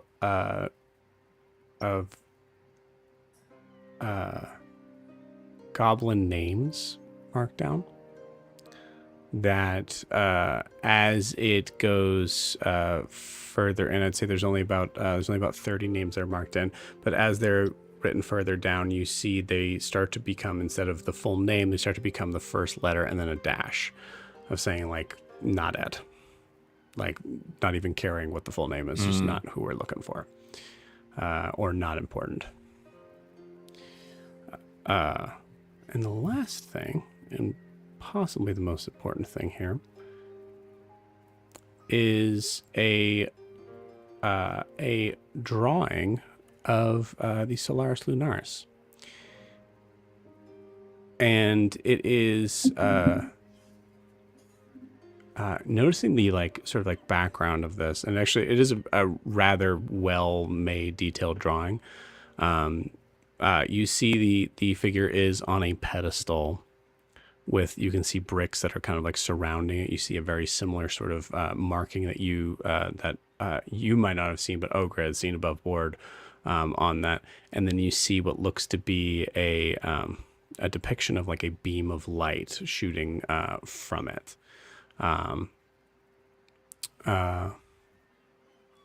You see a just a single word written underneath that: hope.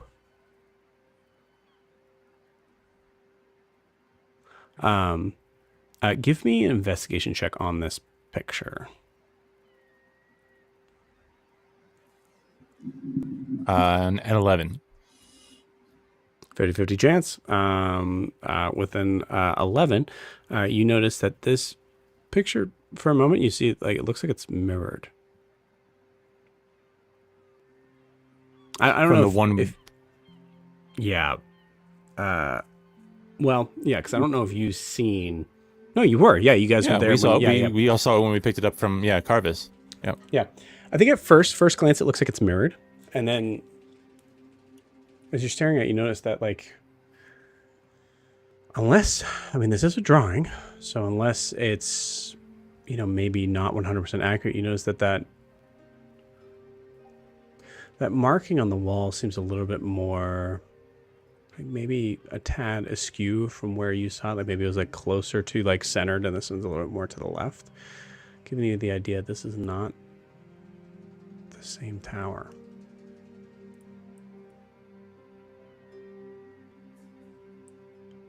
I think that's it for right now. Yeah. I mean, that's plenty. Yeah.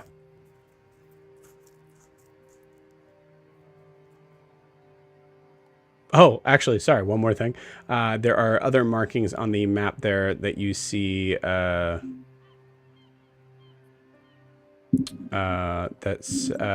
is just marked, just has TA next to it. Capital T, capital A. Okay. A couple are on Ferran. None are on Chasavi. Many are on Wotafon. And then there is one rather large dot on an island that I have not had to identify yet, as known as Netathir. So Nerethir. Netathir. That sounds elven. Mm-hmm.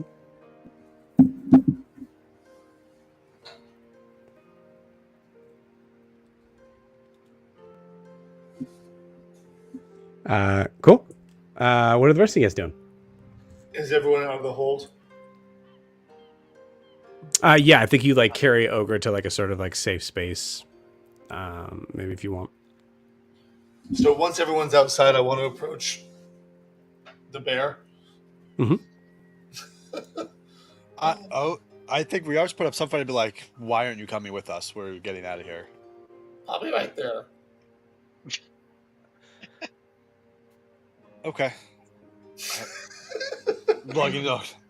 He's like, well, it's not Zed. Shepherding So. Zed up in front of him, like, all right, I do trust Car, so sure.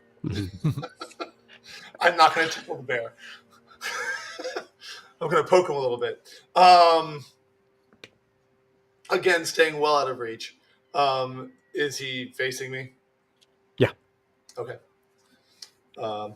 Car just looks back at Ogre and looks back at the bear with like a cocked head. I don't understand you, but I'd like to get to know you. Would you be adverse to me coming down and chatting with you every now and then while we're on the sea?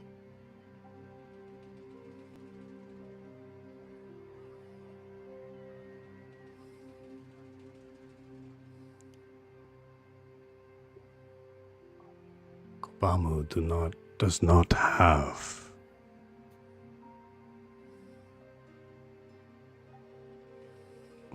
what you need to cross. To cross? I have no need for you, priest. understand. You said that. I'm not trying to force you to cross over. I'm not doing that at all. I do not know you, and we share a ship. I do not know your people, although I've flown over them several times. Well, probably more than that. And I feel remiss in not knowing your people. So, since you seem to be at peace with where you are, and you do not ask for my help, I'm not seeking to force that upon you. I would just like to talk to you. Not to try and talk you into or out of anything. But, similar to the help that I won't give you because you don't want it, I'm also not going to force conversation upon you.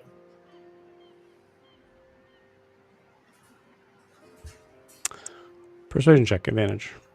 What kind of check? Persuasion. Persuasion.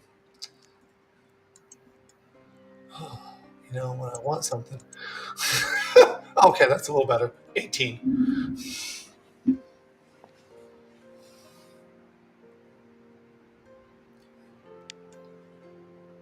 Kobamu is caged. Thou is not. Do what I will. All right.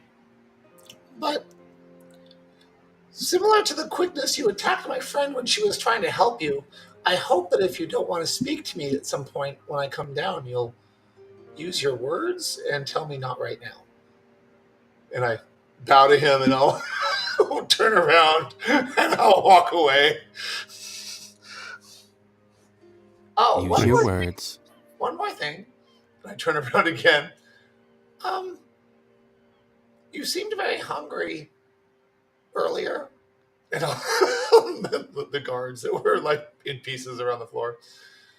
I'm assuming you'd like me to leave that for you, but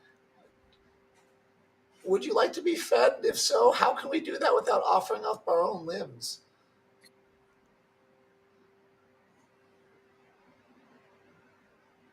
Meat is meat. Do you like fish? Lesser meat. Oh, okay. I'll see what we can do. I'll try to make sure that you don't go hungry. Have a good day. I don't know how to say goodbye to you. Goodbye. Call out if you want to talk. And I'll turn around and I'll just quietly and slowly walk up the stairs. Do you so I think a question here. Do you think that Carr is aware of the awkwardness of like how cordial you're being, or do you think Carr isn't? Like do you think it's like Carr is like saying like I'm aware of it and I'm pushing through it? I think at this point he is becoming aware, like he's slightly aware of it. That's just who he is, and he's beginning to realize that people, like even when Nala shot him in the back, he turned around and said, "Oh, you're brave," and that threw her off. He's beginning to realize that that's not how he's expected to be. Right. So he's beginning to, but it's just who he is. He's not angry he's unhappy that the bear attacked Ogra, but he's also unhappy the bear's in a cage. He's unhappy the bear's so angry. He's unhappy for a lot of reasons, most of which have nothing to do with I don't think it's something the bear did, at least at this point. So he's treating the bear like he just met somebody, and the bear doesn't want his help, and the bear says seems to be comfortable in the cage, and that's okay. But Carr wants to get to know him because, like he said, Carr was not lying at all. He wasn't trying to.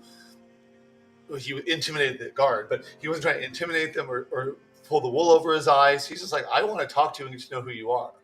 That's all. Mm-hmm. That Carr was not like, if you'd said roll deception, I would have said no, because Carr didn't have any kind of ulterior motive. Just like, there's a new creature in front of me. Both, I don't understand the whole spiritual thing I'm sensing from him, but also I know nothing of your people. And I've flown over you so many times. That's kind of uncalled for now that I know that I can talk to other spirits, so I should be talking to other people as well. Oh, interesting. Okay. Like, Yeah, I like it. Car's just like, I want to get to know you, and I'm sorry you're so angry and you're violent, and I wish you hadn't hurt my friend, but she's alive, so we can fix that. I would like to stand in a healthy space from you and just chat.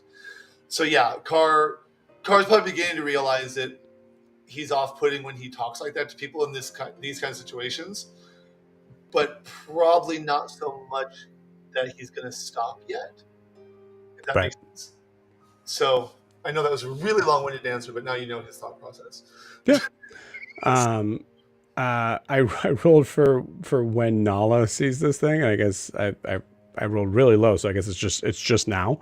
As like I think Car, as you're like walking up, yeah, I think you I think you and Nala meet each other like before you go to the stairs. So like there's a moment where it's, wow.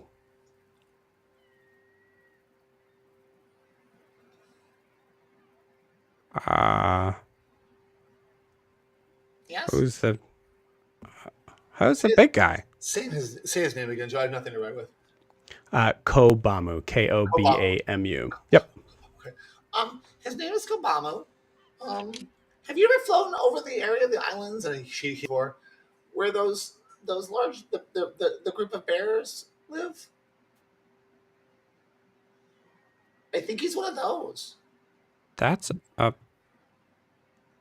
much bigger than I've seen any other Ursa Thry. He seems to be special. I think he might be somehow immortal or brought back a lot. He's very angry.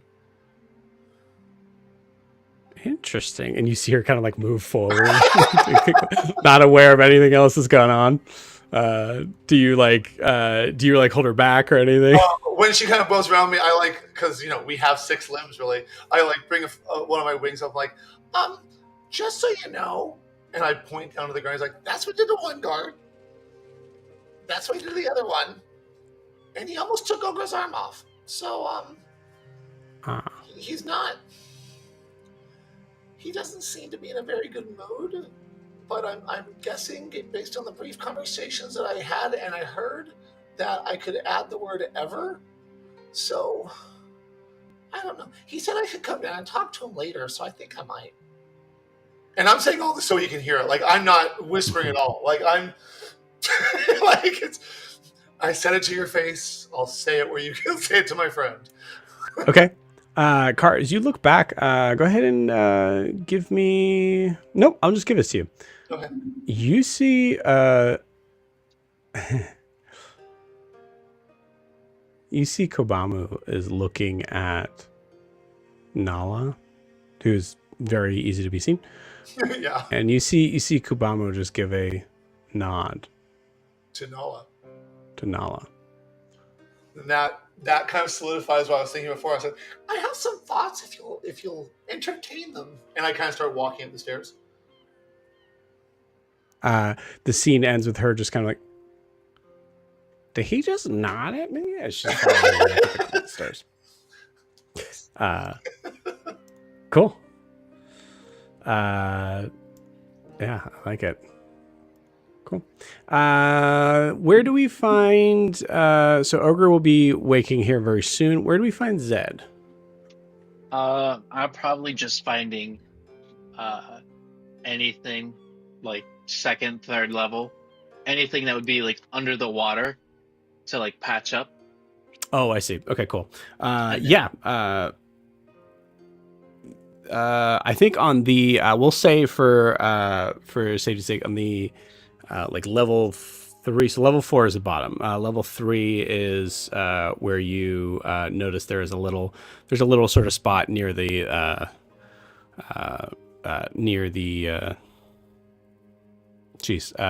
stern. Yeah, the front of the ship.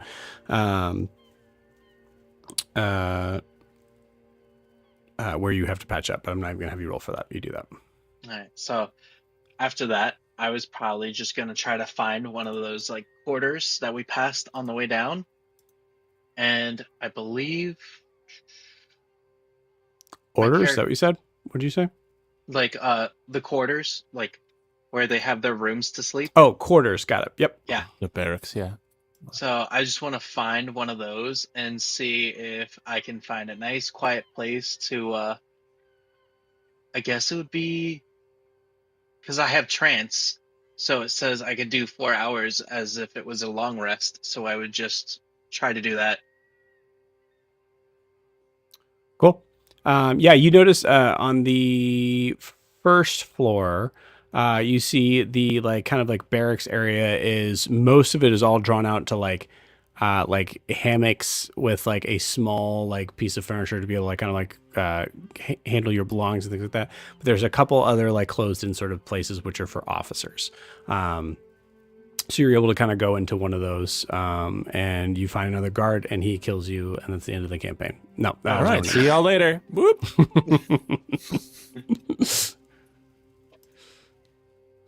I will tell you above board, there is no other living soul here. And I No think other the bear's living soul. I see. Living soul. Oh my god. Yeah, I think the bear's gonna take care of the unconscious dude as soon as he wakes up. That's why I didn't do anything with him. Yeah. Yep. Cool. But yeah, I just want to do a long rest because I have absolutely nothing, and I'm 3 hit points. Okay. All right. So you're starting in on your first hour of your 4-hour to long rest. Yep. Cool. All right. So I think with this, so Riaris, you're carrying Ogre. Riaris, where do you carry Ogre to?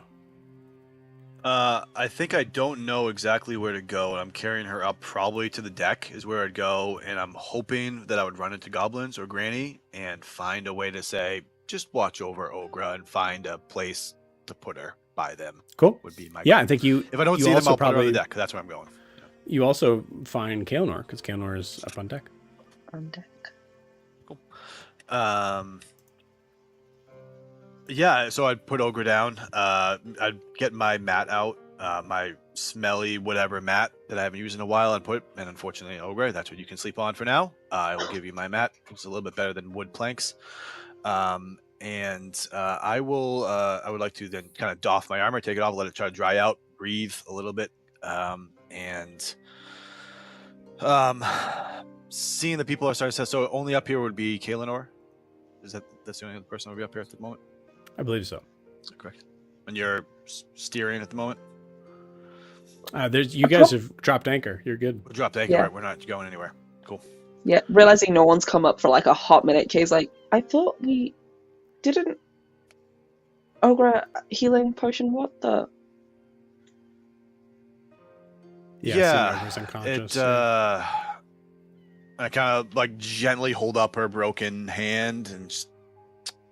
And when I say this thing is broken, Yeah, it's This like I thing is hold up to be broken. gentle, it still just flops totally back the other way. I'm like, gently put it down. Some lessons need to be learned a couple times, I guess. That's our story today. Wow. Yeah. I think I'm gonna get ready for some sleep or something. Rest. Where are you at? What are you doing? Are we safe here? I don't know. Relatively, probably. All right.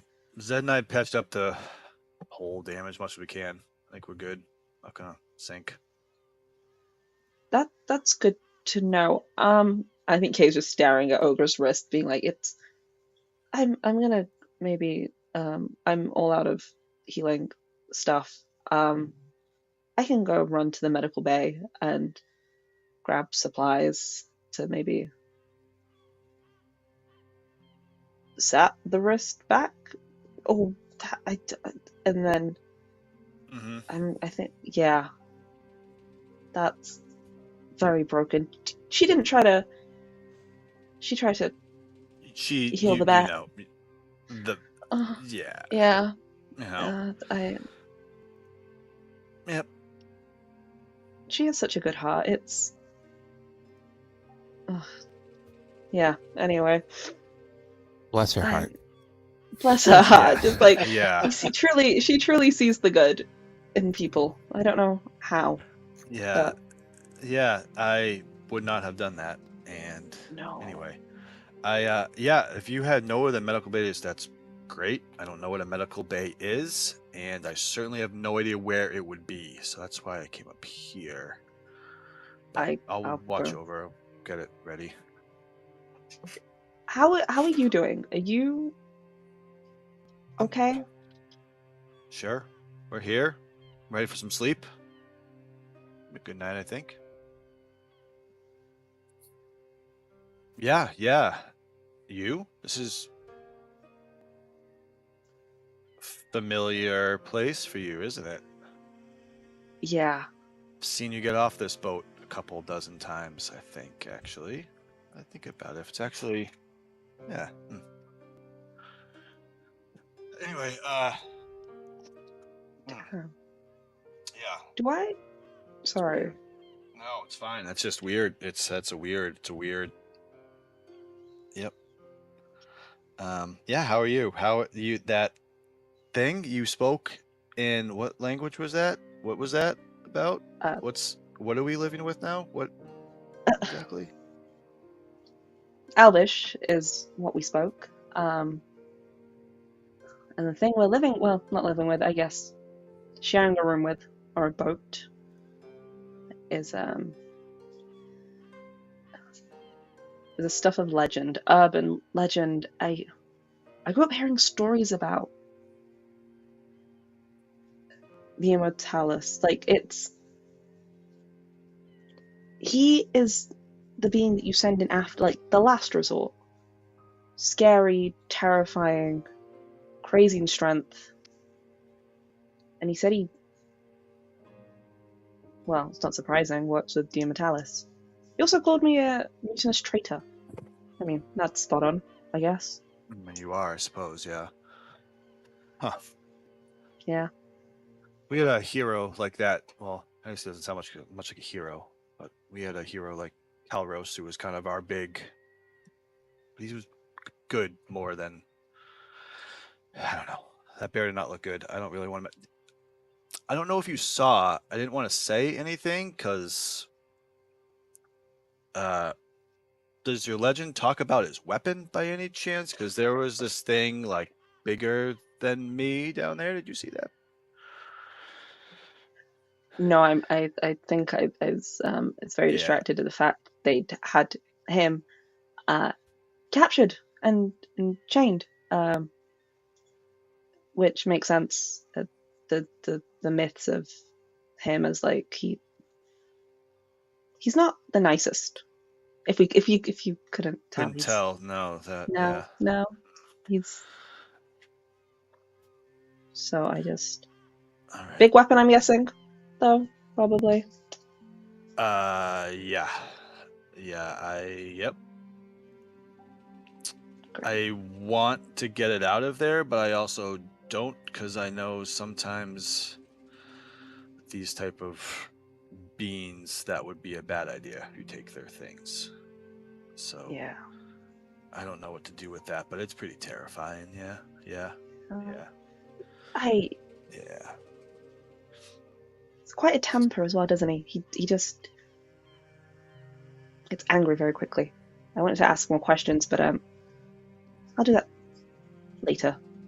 I mean, it kind of seems like a Merlenloke trait. I mean, every Merlenloke I met has been pretty, ready to. Throw hands? You're not a Merlenloke, right? You just wear their armor, so I obviously wasn't talking about you. Certainly not. Good. I hope. I think Kay realizes as they're getting a little angry, like, wait a hold up, I'm kind of just proving your point here. No, yeah. Calm. So calm.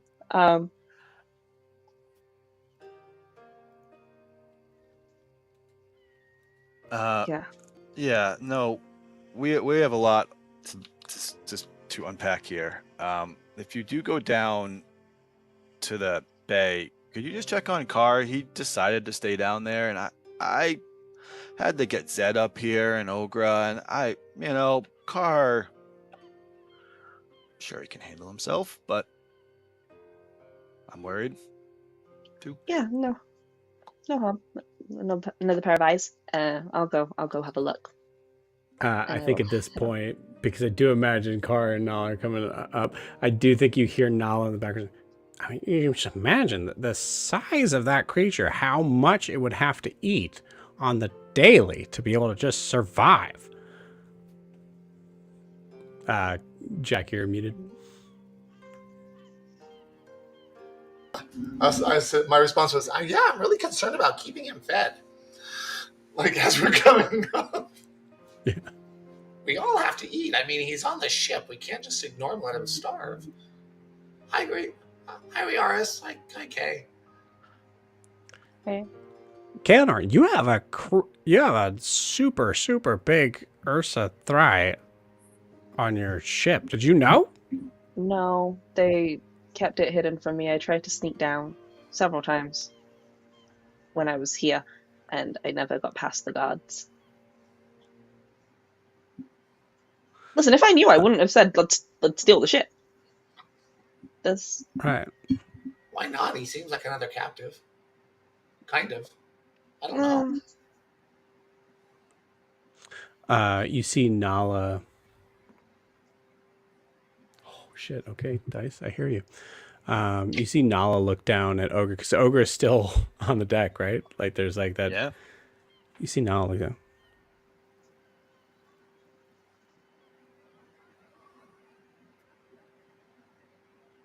She'll This be thing fine. did that?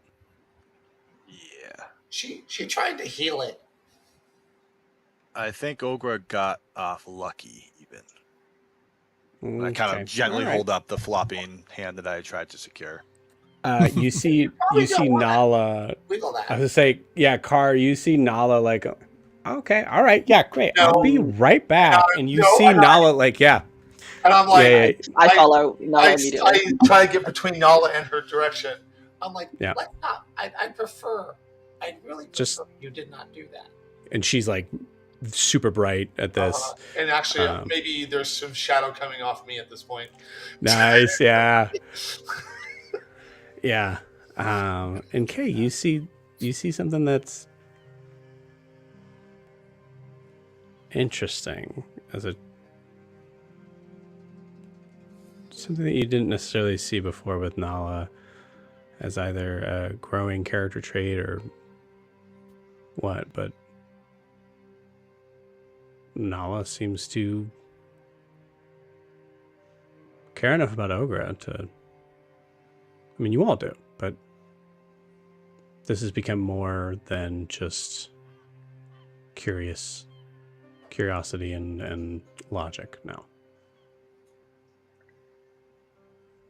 Kay kind of smiles a little bit to themselves, and sidesteps past Car and Nala's conversation, is like, clocked it, and clocked them too, as I head down to the medical bay, because that's what I was meant to do, and grab some supplies.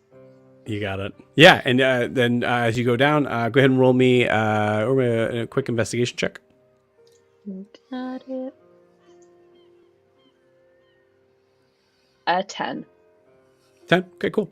You find 2 standard healing potions and we'll say 3 healing kits. Cool. Go straight back up. You still hear Kara and Nala arguing. I said, Kara, just get out of my way. I'm not gonna. Look, I'm a distance person. I could just, like, the halberd comes out. And I'm like, we don't need you burning the ship down. And like, as her halberd comes out, there's different spirits like forming around me, having a similar argument all at the same time. Yep, I love it. And I imagine like her fire is going up, and my shadows off me like dry ice. Like the exact opposite.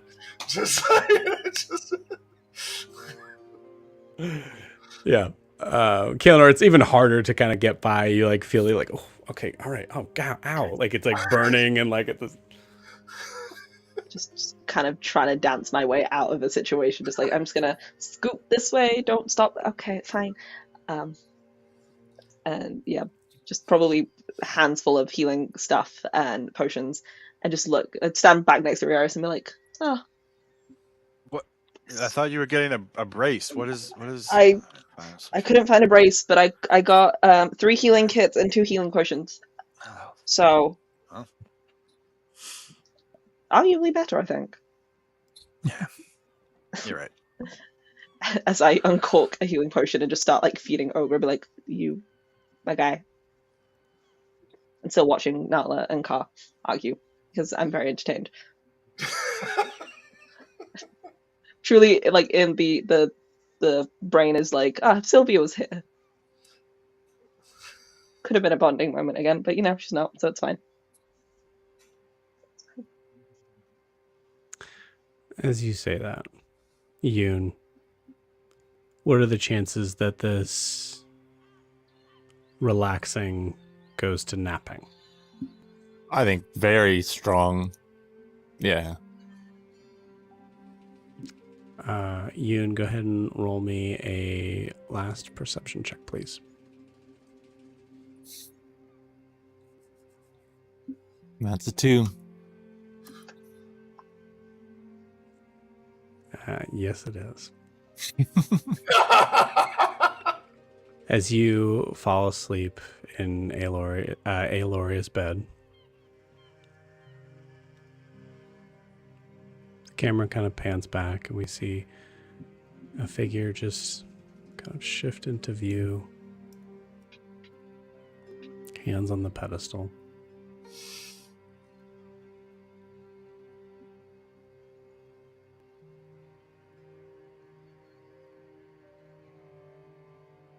Good job. Good job. And you see that figure fade away as we continue to fade back and out.